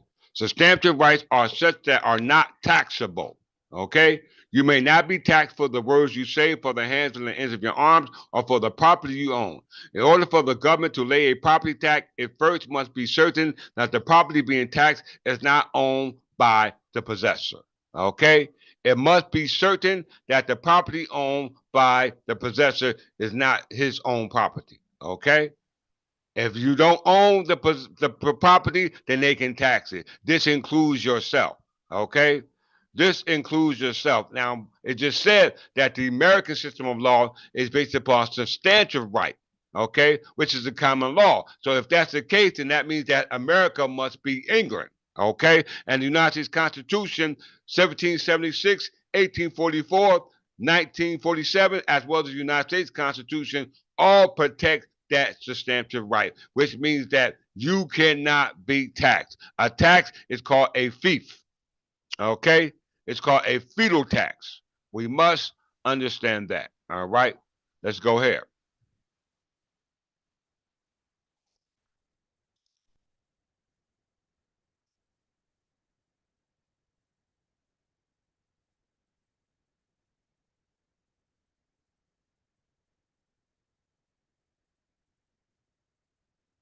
Right here.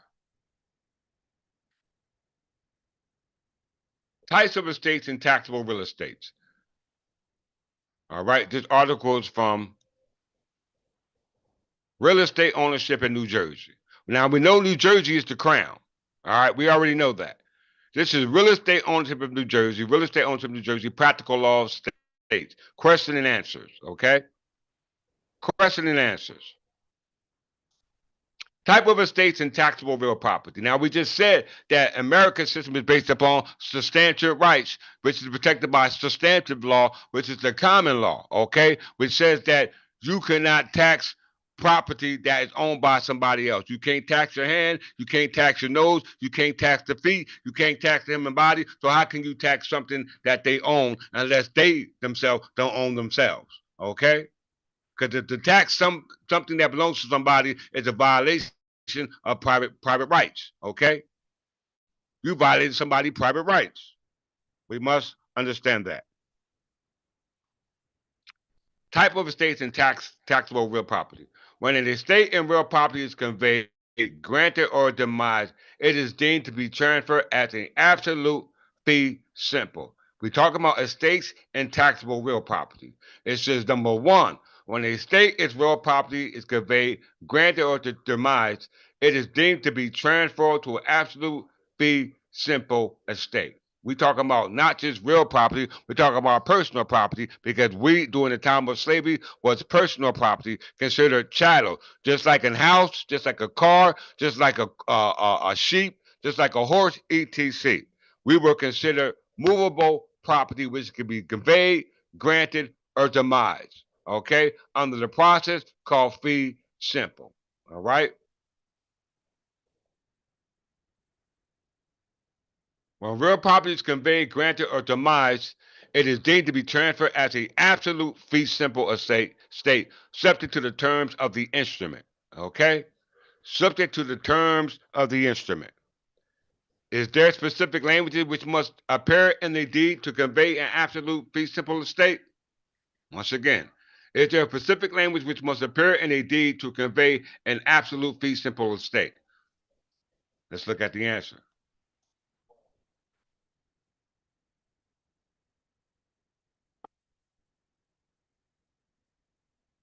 New Jersey has adopted a statutory short form of deed that governs the required language in a deed for convention a absolute fee simple estate.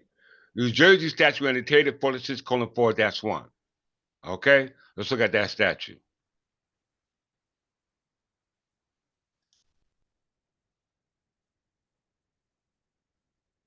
No, we ain't lying.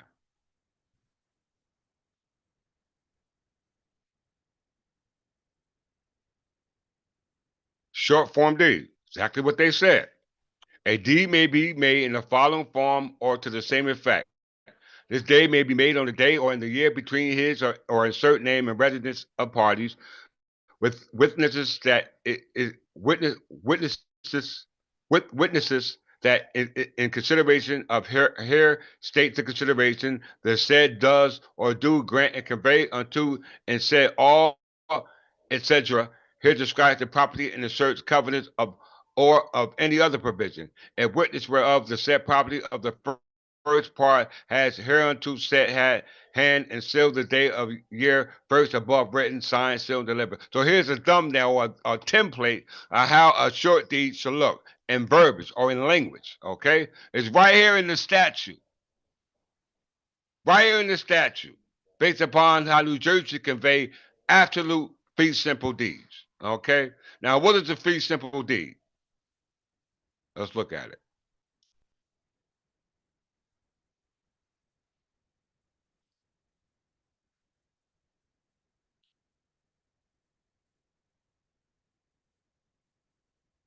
Fee simple. In English law, fee simple absolute is an estate in land or form of freehold ownership. A fee is a vested inheritable present possessory interest in land.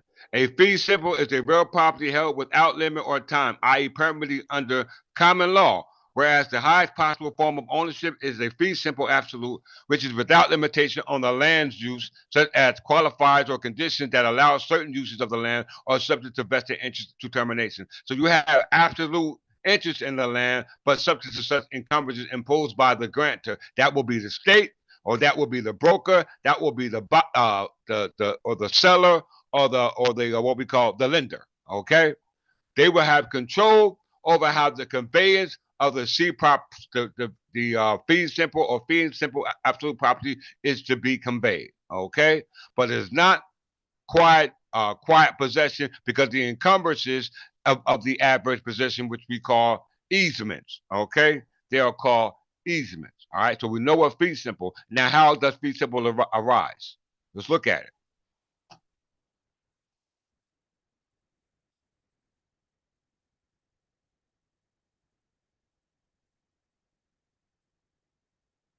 We know this already, but got to go through it again.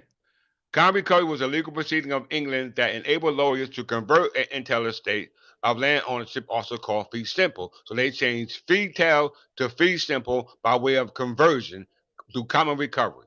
So it changed the fee tail into absolute ownership fee simple under the statute of New Jersey. 46 colon, what was the statute? 46 colon 4-1, short form deed. That's how they did it. It's right here in plain writing. Okay? This was accomplished through the use of a series of collusive legal procedures, some parts of which were fictional and otherwise unenforceable and therefore null and void. It was devised and perfected by lawyers in the second half of the 15th century. We see the example right before us under the revised statute called a short deed. Okay? Called a short deed. All right? Right there. How can the court dispute this? Right?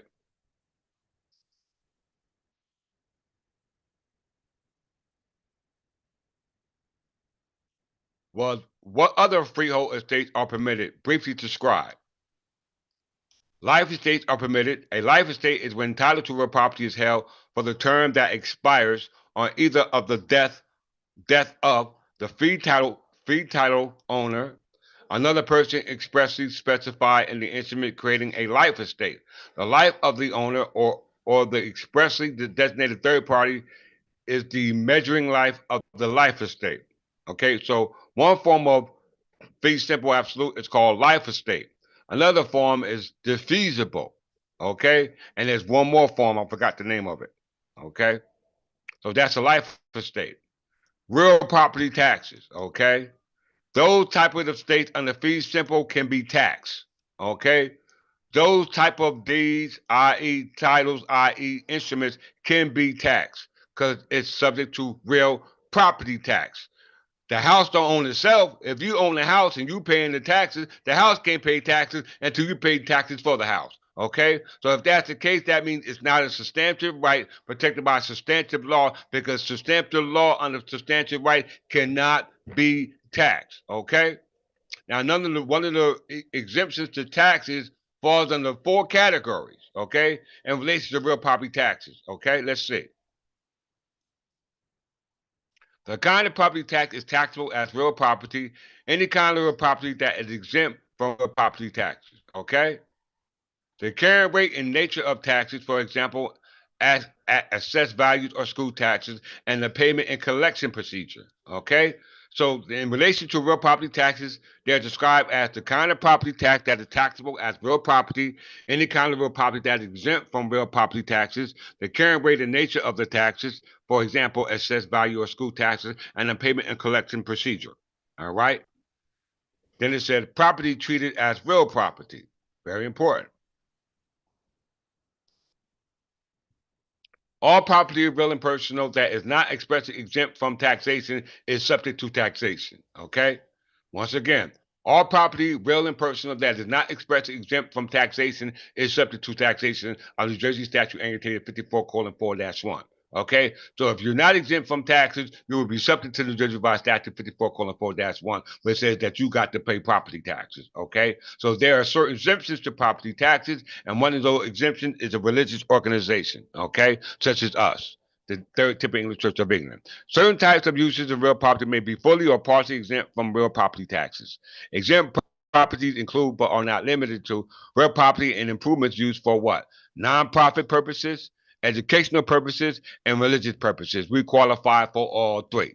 Once again, nonprofit purposes, educational purposes, and religious purposes. Why? Because under the common law of England, our obligation is to educate you for free. Okay? To take your place amongst the affairs of men, so now we can take our place back to the original trustees to convert the property back under the statute as established under the law based upon substantive rights under the common law of substantive law. Okay? Some real property is exempt from taxation due to the statute of its owner. For example, that a permanently disabled war veteran or surviving spouse of a service member who died while at wartime or active duty governed under Title 54 as well. Okay? So on and so on and so on. What are some of the property taxes that can be taxed? This is where I want to get to. Remember, a substantive right cannot be taxed. Substantive rights are protected by substantive law, and substantive law is called the common law of England. Okay, you can't be taxed, your hands can't be taxed, your feet can't be taxed, and that which you hold by your hands, or you kick with your feet, or you or whatever else you do with it cannot be taxed. Why? Because you are the owner, free and clear, without any encumbrances. Because if there are encumbrances, then that means you are subject to tax. Okay? And property cannot tax itself. Okay? You're going to be waiting for your money all day long. In New Jersey, the kind of deeds that may be used to convey title are what? Quitclaim deed, warranty deed, special warranty deed, bargain and sell deed with covenants and against grantor acts. Okay? Covenants against grantor act. So they're saying the bargain and sell deed or the special warranty deed or warranty deed or quit claim deed, fee simple deed, or what we call the feasible deed, or what we call what was the other one? Life estate deed. It says the bargain and sell deed with covenant against grantor acts essentially to serve the same purpose as a special warranty deed, but is more commonly used. It has a covenant that the grantor, all right, listen, y'all, the grantor has not done no act to encumber the property or allow anyone to obtain legal right which affects the property. You hear that? So they're telling you only got a right to use the property because the deed clearly says in the language of the conveyance that it has not covenant that the grantor has done no act to encumber the property or allow anyone to obtain legal right with the effect of the property in New Jersey. Okay? Quick claim deeds, warranty deeds, special warranty deeds, bargain and sell deeds, etc. Let's see why.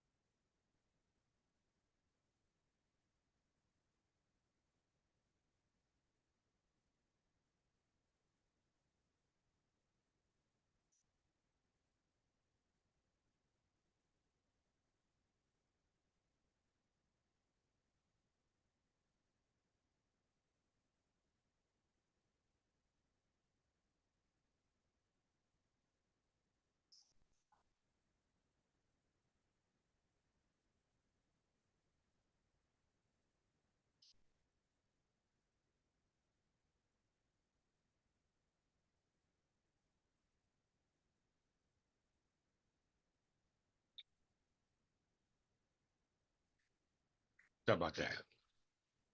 Okay. As we can see, those who are exempt from taxes are nonprofit, right? Nonprofit, educational purposes, and religious purposes. Those are the ones who are exempt from paying taxes. That means that you can't tax them, nor can you tax their property. Okay? You can't tax them, nor you can tax their property. All right. Another important thing about a religious corporation. All right. Very important. Let's see. Are there any specific state or local recording requirements necessary to record a deed? In particular, please specify if one, specific officers must sign for a corporation or other entity. Specific language is required to evidence the authority of the signatory for a corporation or other entity. A certificate of authority to do business in your state is required if the grantee on the deed is a foreign company. The corporation shall is required on the signature page. There are specific margins and headings requirement for the deed. A cover page is required for recording, and there are any other requirements. So once again, these are the requirements for filing a deed. Okay, and we know there's a difference between a corporation and a corporation sole. Okay, and we know that corporations are authority came from the crown. Okay, so that means that they are subordinate. I don't care what corporation out there, under the law, they're subordinate. All right. They just said under Title 46, colon 4-1, that they haven't done any act to encumbrance the right of title for the original owner. Okay. They took it by fee simple by converting it to fee simple through common recovery when originally it was intel for heirs. Okay. For heirs, which is a substantive right and the common law right, based upon what United States versus Juan Kim Art, going back to how it was taken from us at the time of the 100-Year War, called the War of the Roses. Okay, that's history, law, and fact. Okay, history, law, and fact at your disposal. Let's see. An officer must authorize to sign a deed, but evidence of authority need not be recorded. Okay? An officer must authorize to sign a deed, but evidence of authority need not be recorded. Authorized to do business. All right? Authorized to do business.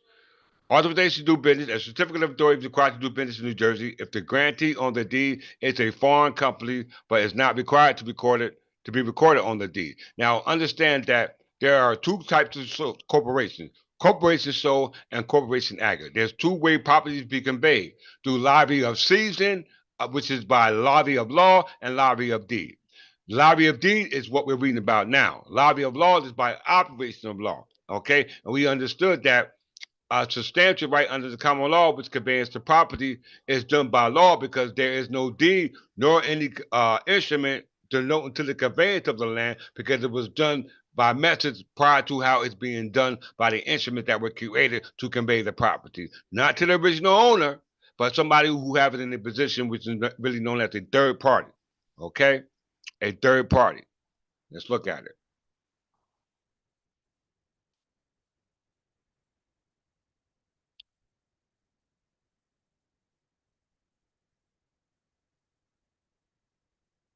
Right? This is very important.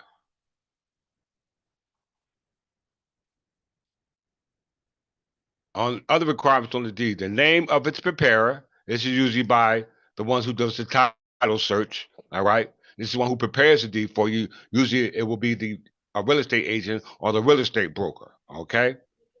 This is who will prepare that.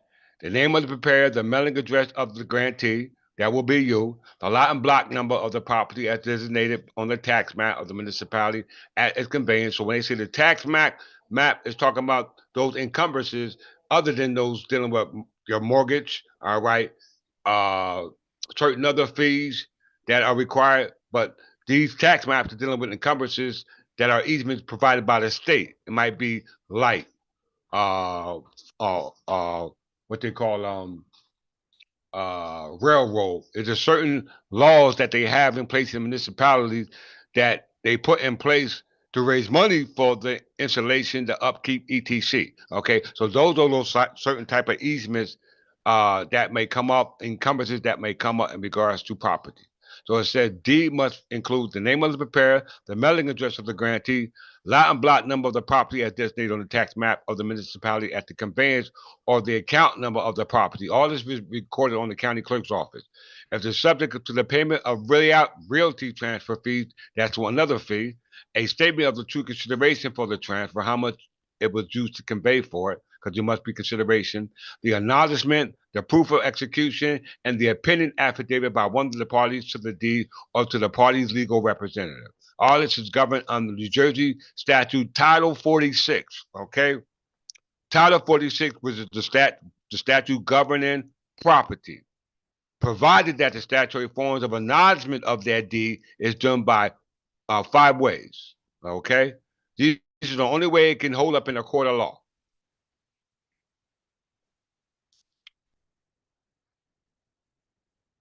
The statutory requirements of acknowledgement forms contained in Section 4614 2.1 of the New Jersey statute. Office of New Jersey authorized to take acknowledgement is in the state are what? Attorneys at law, a notary public, a county clerk or deputy county clerk, a register of deed and mortgager or a deputy registrar, a surrogate or a deputy surrogate. A seal of the officers does not need to be affixed to the acknowledgement. So you have an attorney at law, notary public, county clerk, deputy clerk office, register of deeds, and mortgage of deeds, and a surrogate. If you take the first, the third, fourth, and fifth option, you're screwed.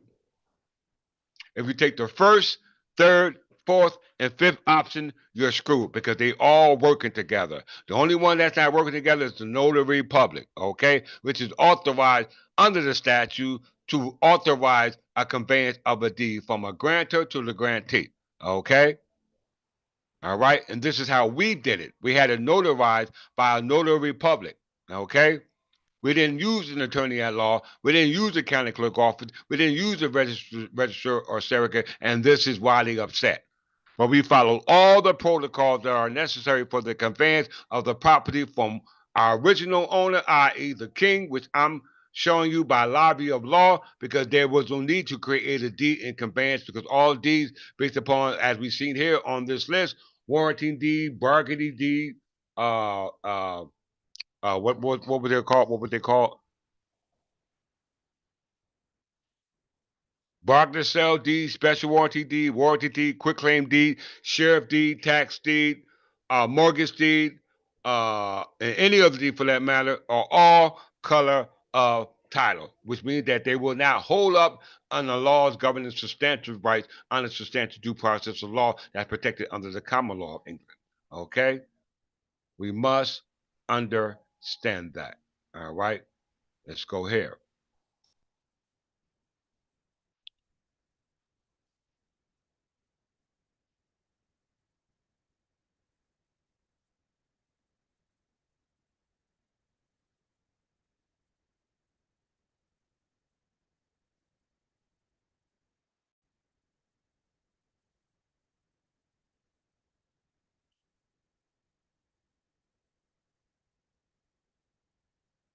So as we can see, Achilles says that in American system of law, people have a substantial right under common law rights that existed before and are protected by the Constitution.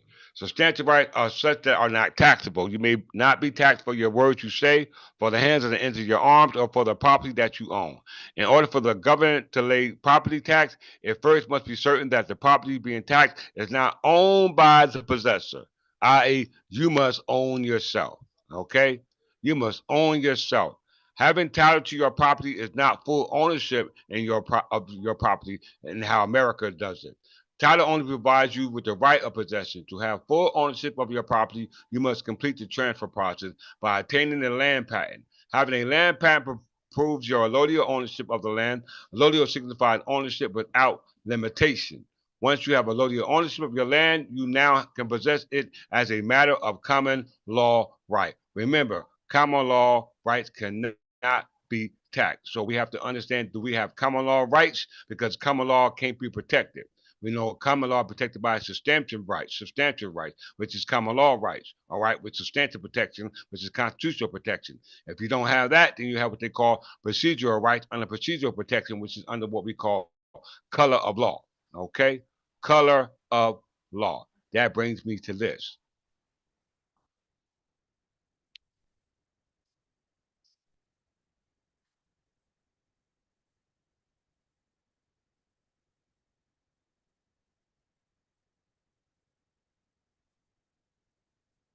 As I said, this statue is what's got the state of New Jersey's hung up, okay?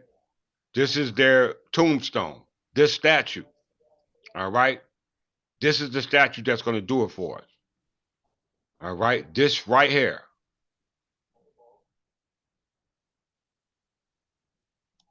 It says, any document and personal information, including an applicant's photograph obtained by the commission from an applicant for a standard identification card, which you call a driver license, should be considered confidential or not should be considered a governmental record pursuant to the public law under New Jersey Public Act, what we call public, what was it called? It's called the uh what's it called? What's the name of it? It's called the right to be able to examine the Public Record Act. Okay, I forgot the name of the title, but it's the ability to be able to examine the public record. So it said, and that's governed under Title 47 colon 1A-1.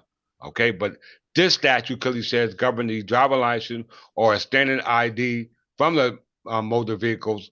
It says any document or personal information, including an applicant's photograph, obtained by the commission from an applicant for a standard identification card, should be confidential and not be considered a governmental record pursuant to the Public Law 1963, pursuant to Title 47 colon 1A-1, or the common law concerning access to governmental records. So we see that standard ID or driving license is not part of the common law, so it would be considered a substantive right protected under substantive law. Okay? It just said it. Or concerning access to government records and should not be disclosed by the Commission for any purpose related to Title 8 of the United States Code without the informed consent of the applicant, a warrant signed by a state or federal judge, or the lawful court order or subpoena, except nothing in the section should be construed to prohibit or anyway restrict any action, whether prohibition or restriction would be contrary to federal law, and except that formation under this subsection may be shared in accordance with the Title 39 colon 2-3.9 when responding to a warrant, court order, subpoena, commission, and may enclose only those records or information specifically requested in the warrant, court order, or subpoena. So when they stop you, ask you present ID, and you get that out, then that means that they're able to now convey that information based upon the subject matter regarding to the stop in regards to you proving based upon the identification card called a driver license and a standard ID. Okay, but it just said here that it's not proof of who you are based upon anything having to do with the government public record, nor the common law concerning the government records, because all records, all law, all statutes are supposed to be based upon the public interest. Okay, you must understand that, and it goes on to say regarding this instrument that now identify you not as a citizen or not as a foreigner, because it has nothing to do with Title 8, which governs citizenship status dealing with citizens or foreigner. It has nothing to do with that. And then it goes on to say that possession of a standard identification card issued pursuant to this section should not be considered evidence of an individual's citizenship or immigration status and should not be used as a basis for investigation, arrest, citation, prosecution, or detention. That makes what's going on in the criminal law null and void. The criminal case filed against me is null and void because this is what they use to criminate me. They use procedural law and procedural rights and afforded them to me, which was a violation of the common law, which has my substantive rights and substantive law to protect me based upon procedural law, okay, which is due process of law. All right. So this very instrument limits your rights to due process of law. Okay. This is how they steal your right under due process of law through this very instrument, okay? Because it does not identify you as a citizen, okay? If it does not identify you as a citizen, then it damn sure doesn't identify you as a subject of the Kingdom of England, as we read in the United States versus 1 Kimmel R. So you need something to connect you to the Kingdom of England and the common law of England. That is going to be done by way of the legislative intent, as stated by uh, the United States versus 1 Kimmel Art, as well as the 14th Amendment, which said it must be construed to the common law of England. All right, it must be construed to the common law of England. Let's see.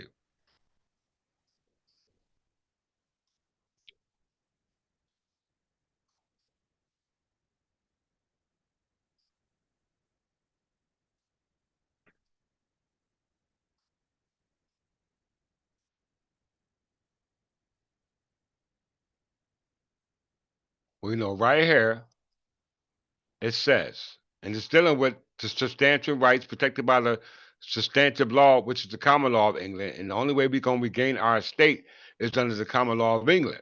Okay? That's the only way we're going to regain our state under the common law of England, because the only way land is conveyed in New Jersey is based upon those deeds. And those deeds are colorable conveyances of possession because they don't prove you own it. Okay? Quick claim warranty deed, special warranty deed, and bargain sale deed, because you're not given a letter of patent from the crown. You're given instrument that only conveys the color of title by the state of New Jersey or those the state of New Jersey hire, such as the broker, your buyer, your sellers, etc. Okay, and anybody else who gets in on it. Now they got the sheriffs down with it. Okay, sharing your property when they're supposed to be the very ones protecting the property. Okay, they're supposed to be protecting the property. All right, they have failed by the wayside. Okay, let's see. Let's prove it.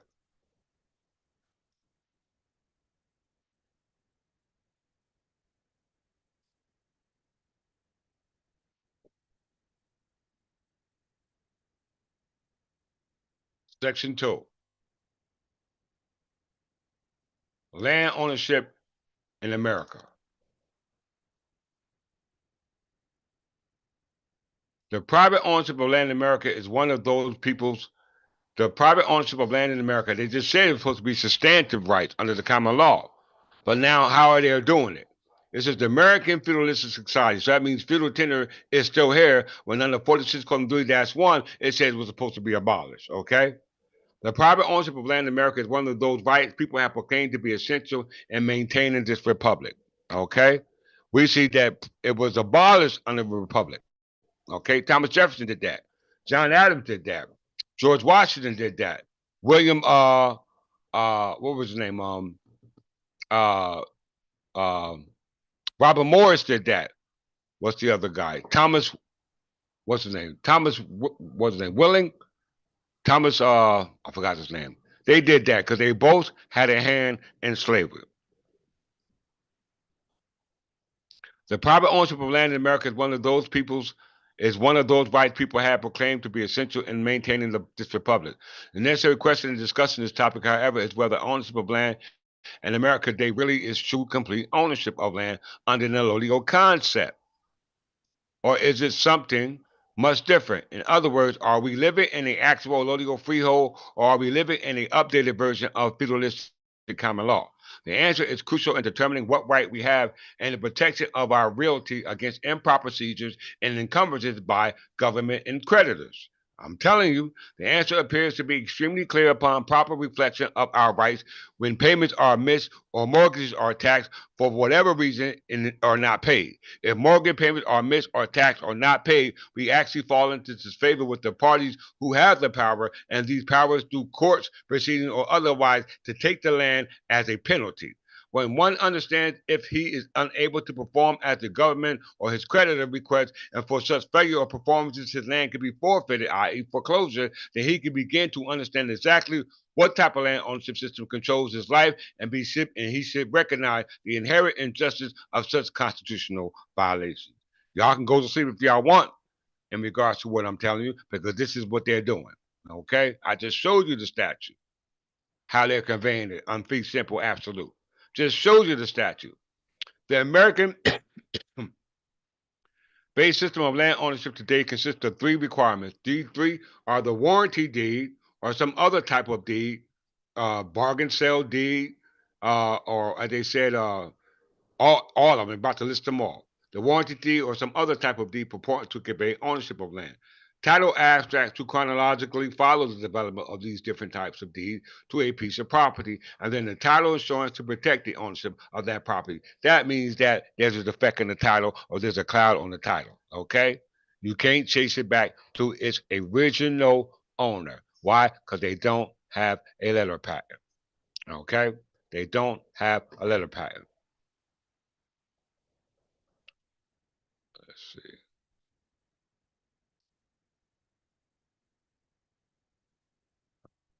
At least two of these are always deemed necessary to adequately satisfy the legal system in real estate against in real estate agent that the title to the property has been placed in the hands of the purchaser, and oftentimes all three are necessary to properly pass the ownership of the land to the purchaser. So we're talking about the title abstract, all right? We're talking about the title insurance, and we're talking about the deed itself. The deed itself. The deed, whatever type of deed it is, the chronological trace of the title on the court record, transfer record, or the county court record back to the person who had it previous to you based upon their so-called deed. Okay, but those deeds that are on the record are void because you can never trace it back to the original grantor. Okay. So it says three ingredients must together to works together to ensure a systematic and orderly conveyance of a piece of property. None of these three by itself can act to completely convey possession of the land from one person to another. At least two of the three are always deemed necessary to adequately satisfy the legal system and real estate agents that the title of the property has been placed in the hands of the purchaser, and oftentimes all three are necessary to properly pass the ownership of the land to the purchaser. But yet the absolute title and therefore the ownership of the land really passes from the seller to the purchaser with the use of one of the three types of instruments or in any combination thereof. Okay? Warranty deed, chronological chain of title check, as well as the title insurance. Those are three. None of the three by itself passes absolute or allodial title to the land. The system of land ownership in America originally operated under and even combined all three cannot convey this absolute type of ownership. What then is the function of these three instruments that are used in land conveyances? What type of title is conveyed by these three? Since the abstract only traces the title and the title insurance only insures the title, the most important is therefore first groups to examine are the deeds that purportedly convey the fee from the seller to the purchaser. So we must examine these deeds because it just said it's from a seller to a buyer, from a lender to a purchaser. Okay? Very, very important. They are abstract because they can't trace it to the original owner. It goes on to say that the deeds include one of the follows: warranty deed, quitclaim deed, sheriff deed, trustee deed, judicial deed, tax deed, weak, or any other instrument that purports to convey a title. All of these documents state that it conveys the ownership to the land. Each of these, however, is actually what? Color of title. A color of title is that which is appearance.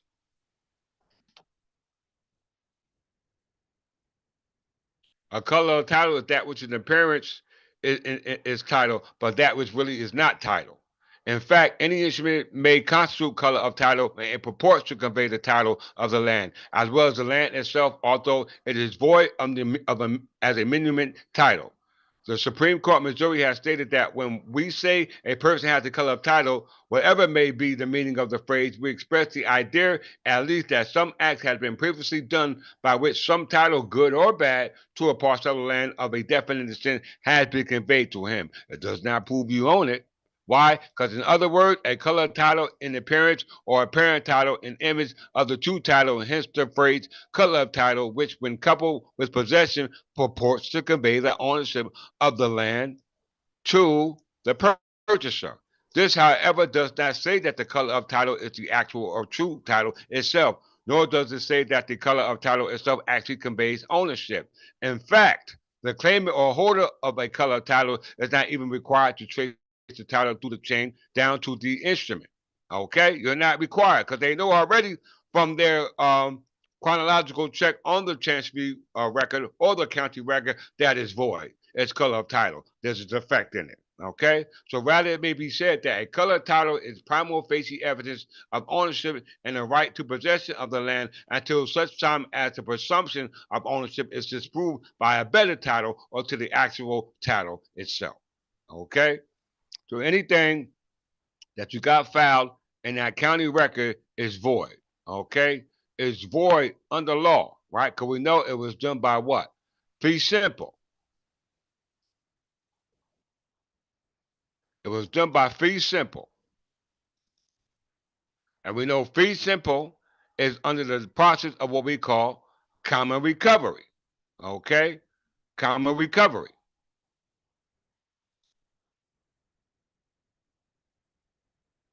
And common recovery was a legal procedure in England that enabled lawyers to convert intel into what? Fee simple. Okay? So that means that the fee simple process is a colorable act as a result of it does not actually convey it because it was supposed to be conveyed in fee tail. All right. But it was done by common recovery, which makes it unlawful. Okay. And it's supposed to be fee tail contrast to fee simple.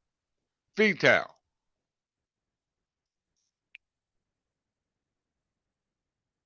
In English common law, fee tail intel is a form of trust established by a deed or settlement that restricts the sale of inheritance of an estate in real property and prevents the property from being sold and divided by will or otherwise alienated by the tenant in possession. Instead, causes it to pass automatically by what? Operation of law. What was that operation of law? Queen and Pentoris. Queen and Pentoris.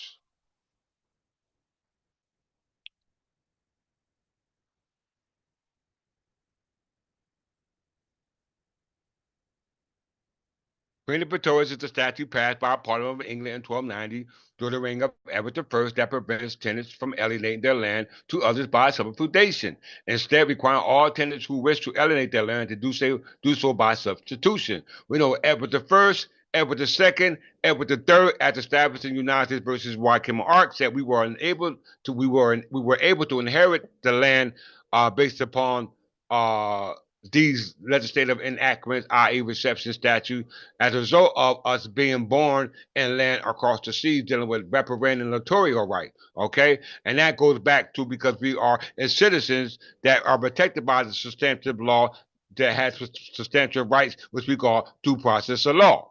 Okay?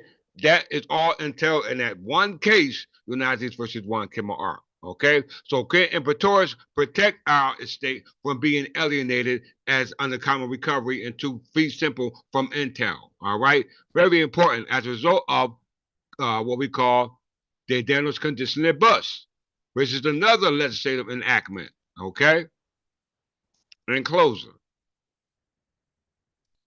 the Daniels conditional bus. A State of Tell Act of 1285 is a chapter of English Statute of Westminster. It originates the laws of entail forbidding the landowner to sell the land except to his heirs. Okay? Except to his heirs.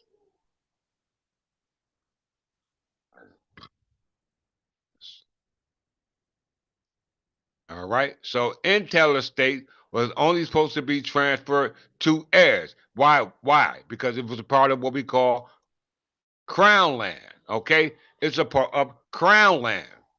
What is crown land? In closing,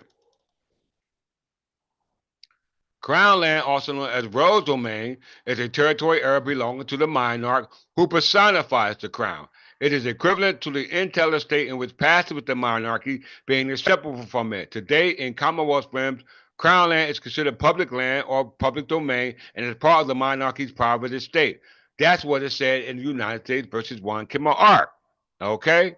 It stated that in one Kimmel Ark. Crown land is intel land, and it passes with the monarch being inseparable from it. Okay, so what is the crown? We know Chisholm versus Georgia said that the crown is what? A corporation soul. And the crown corporation soul creates subordinate corporations, in which the state of New Jersey is, because we see from the 1776 Constitution, the authority of the crown was still functioning, and the authority of that crown that was still functioning was indefinite. Okay? So what is the crown? Okay? The crown is the concept of the crown as a corporation so developed first in England, Kingdom of England, as a separation of the physical crown and property of the kingdom from the person or personal property of the monarch. It spread through the English later British colonization and now rooted in the legal lexicon of all 15 Commonwealth realms. The various dependencies and states and free associates with them. It is not to be confused with the physical crown such as those of the British regalia. The term also is found in various expressions such as crown land, because crown land is intel land, and intel land is personified by the crown. So what is the corporation soul? Okay? What is the corporation soul? Let's look at it. Because Chisholm versus Georgia told you what it was. All right? It's a natural person. A corporation soul is a legal entity consisting of a single soul incorporated office occupied by a single soul natural person. The structure allows corporations, often religious corporations, commonwealth government, to pass without interruption from one office holder to the next, given position legal continuity and subsequent office holders having identical power and possession to their predecessors. A corporation soul is one of two types. The other corporation soul being of two types. The other being the corporation aggregate. You see that? The same thing that Chisholm versus Georgia stated. Okay? Same exact thing. All right? So if that's the case, then as a corporation soul, I'm able to take back the property that are in the hands of the corporation in place thereof, as established by New Jersey by statute 46:3-1. 16:1-28. All right, 61-28. Why? Because it's based upon operation of law, not by no deed, all right? Not by no colorable deed, but by operation of law. Saving rights under charges of Great Britain, okay? It says, being Section 12, an act entitled, an act to incorporate the trustees, to personify the trustees, to what else? To incarnate the trustees of the religious society. Okay, April 9th, 1875, saved from repeal. This section vested property held under charges of incorporation granted by Great Britain and corporations and created place thereof. So when you incorporate as a trustee, you personify as a trustee. You impersonate as the trustee of the church because you are a religious society and you are exempt from taxation. Okay?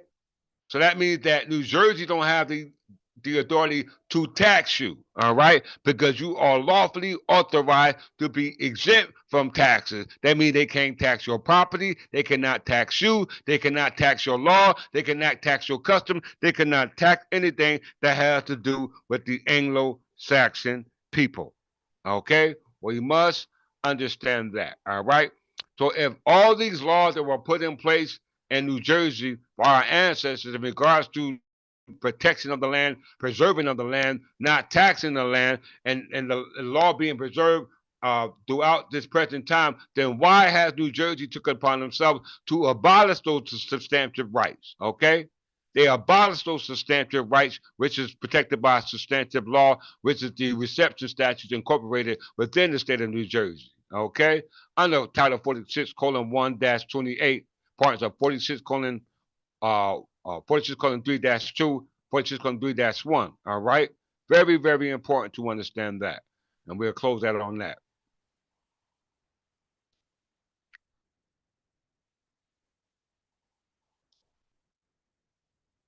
All right.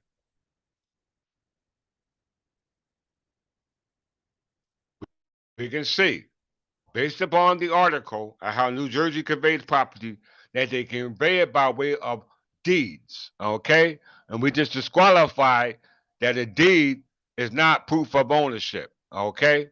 They are void of proof of ownership because they are of color of title. Why? Because it said earlier in that article that you need a letter patent from a king. Okay? And the only place I see king in the statute is Title 46:3-2, the same statute in which you're using to convey the property. Okay? King right here.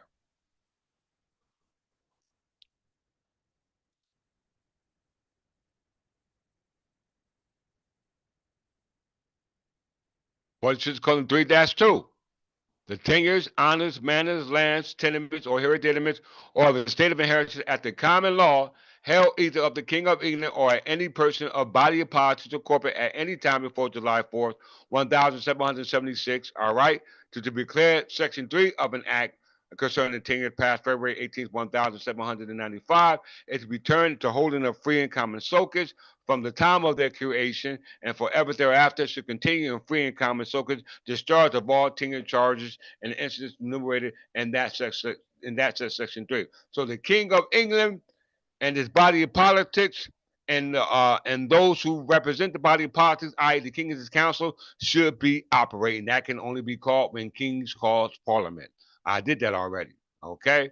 Then we got 46 colon 3-2.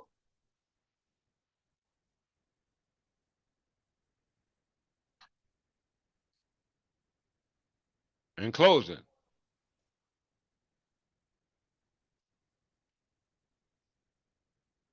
the feudal tenures, estates, and instances thereof taken away, discharged, and abolished from after March 12, 1664 by Section 2 of the Act entitled Act Concerning Tenures past February 18th, 1795 should be continued to be taken away, discharged, and abolished of no such estate of instances thereof shall at any time be created in the manner whatsoever. So that means that from the charter of Charles to Duke of York, March 12, 1664, it was recalled, or discharged, or dissolved, or invalidated. Why? Because in 1702 they surrendered them back to the crown, and the crown was existed from then to even before then, but then as well as on into the present day. Okay.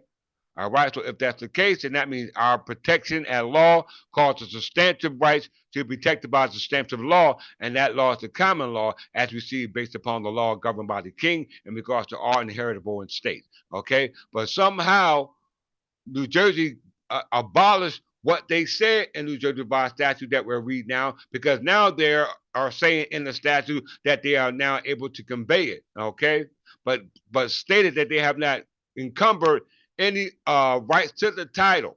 Okay, of the original owner. All right, so that shows you this is why it's being conveyed. Be simple. Okay, be simple. Let's show you where they overturned the ancient law of ownership of land, how our ancestors have preserved it in law based upon the donors conditional bus and Queen Imperatoris, okay? Which under the statute, it says that when they abolished that, they only abolished it to make it from entail to common recovery, which was a result of common recovery. And the damn statute says you can't use common recovery, and they will not bar issue at entail. So therefore, their doomsday is real close. Okay, is real close. This is the substantive rights and the substantive laws that you should be using. Okay, because they abolished the substantive right and the substantive law for you to take back your property. All right here in the statute. In closing,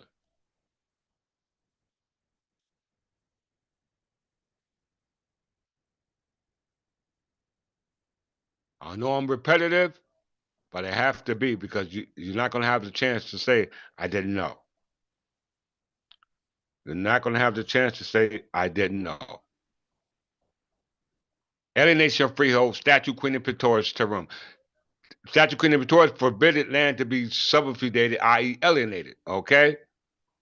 It says, from and after March 18th, 1795, any freeholder may give, sell, or alien the real estate whereof he is or at the time should be seized and fee simple, and any part thereof at his pleasure, and such donee, purchaser, or alien shall hold the same free and tenure of service to the donor or seller or aliener. So now, because of common recovery, they now have conveyed it from entail to fee simple. Okay? Through the common recovery process, but the damn statute said you weren't supposed to. That's what other statute did they abolish. The donors conditional bus, right here. This is why those two public defenders, all right, have transferred to a new public defender of our ethnicity, okay, and based off our characteristics, i.e., being black, okay. Because once he get this information, I'm gonna put him on Front Street, okay. You can't deprive me of the 14th Amendment protecting that law, which the Supreme Court says is the English common law of England, and it must be looked at in light of that history. Okay? And this is the history right here in the statute. Okay? I was taken by justification based upon the law of necessity to take back what they have to abolish. Okay? It says right here, whenever any conveyance, will, or instrument or writing shall hereafter be made, whereby any grantee, not granted, but grantee, devisee, or other person should become seized in law equity of such a state in any real estate as under the statute of 13th of Edward the First, called the statute of entail, would be have been held in the state and the fee and tail of any type of character, such conveyance, will, or instrument should be vested in the state and fee simple, and such grantee divided to other person. So they're telling you the grantee the state recedes right there. Right there.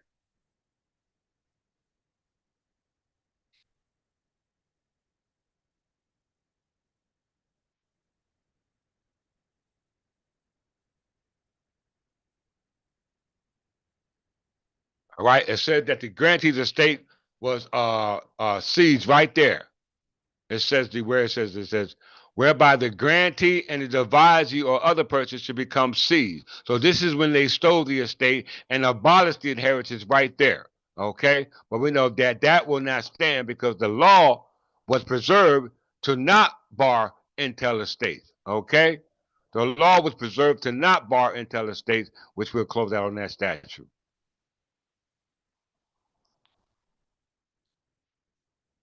right here.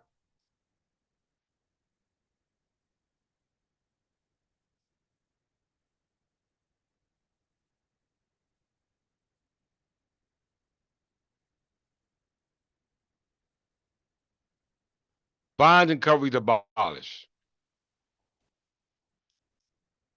Fines and recovery abolished from after June 12th, 1795. No fine or common recovery, i.e., fee simple, that has been or shall be entered, made, or has suffered in any court of record or any county clerk record, for that matter, of the state shall operate or to be construed to be a conveyance or assurance of real estate, or any way bar the issue entail or the perversion or remanagement of that lawful claims and entries, and any usage or custom to the contrary in any wise is notwithstanding.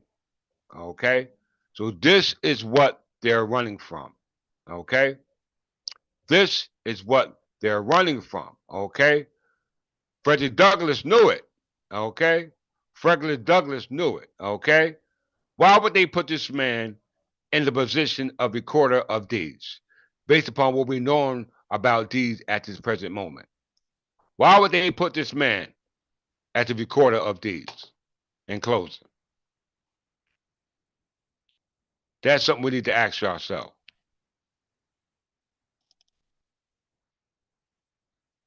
All right? They knew more than they was telling us. Yes. Right there.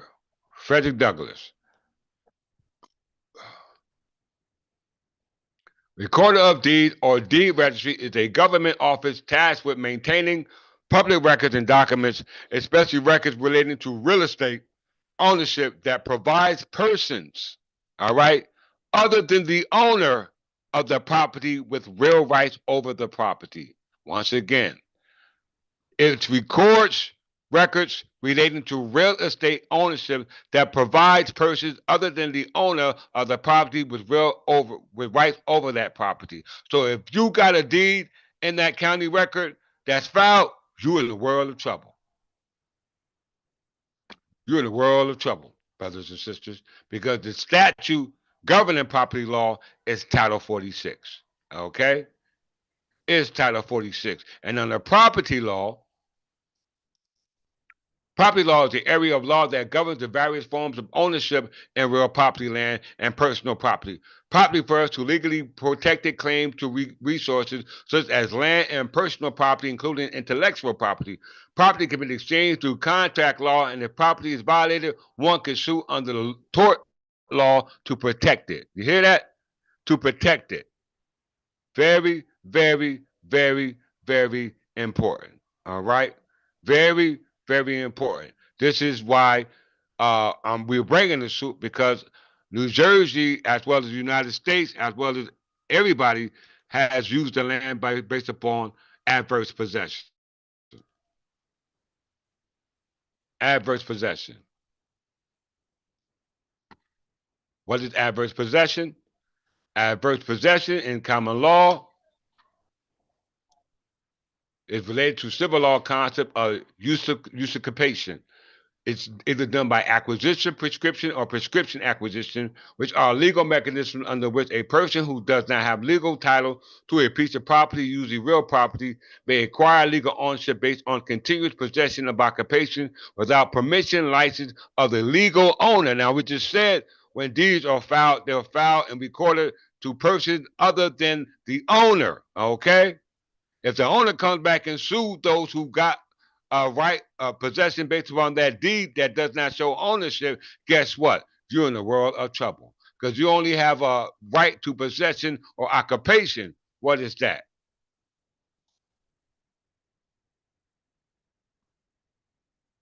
Possession at law. Let's see if we got easements up here.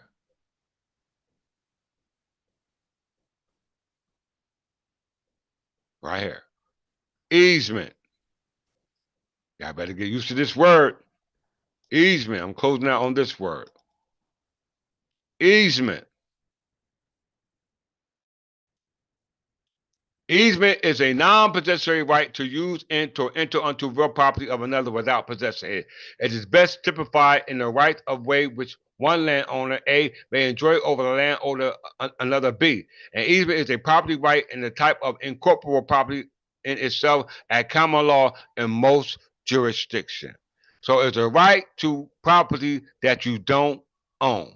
It's a non-possessory use. What are some other types of easement? Let's see.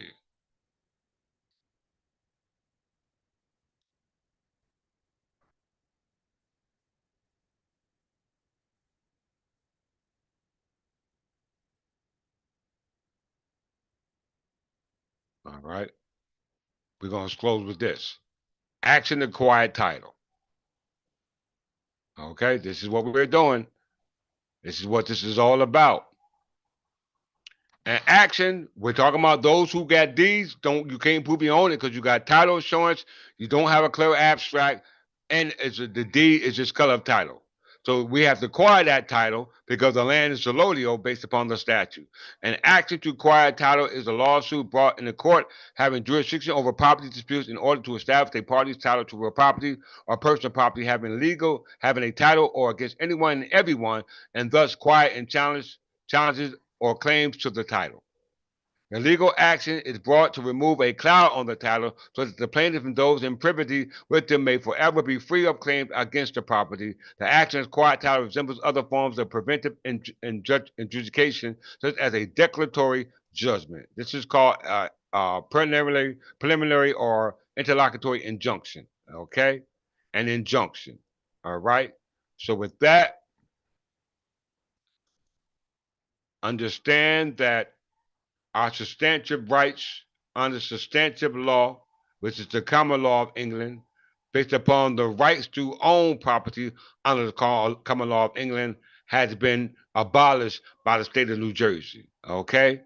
In violation of the state of New Jersey laws who preserve the law of entail. Okay? For us heirs who have now come to the understanding who we are in this present day. Thanks to Frederick Douglass keeping a record, okay, of those unlawful recordings, okay? So if you claim and have an estate and that this is your inheritance, please return home to your forefathers' divine creed, okay? And that's English nationality, okay? Better known as the English Anglo-Saxon Berbers. And with that, I greet you and meet you in peace and love. Peace.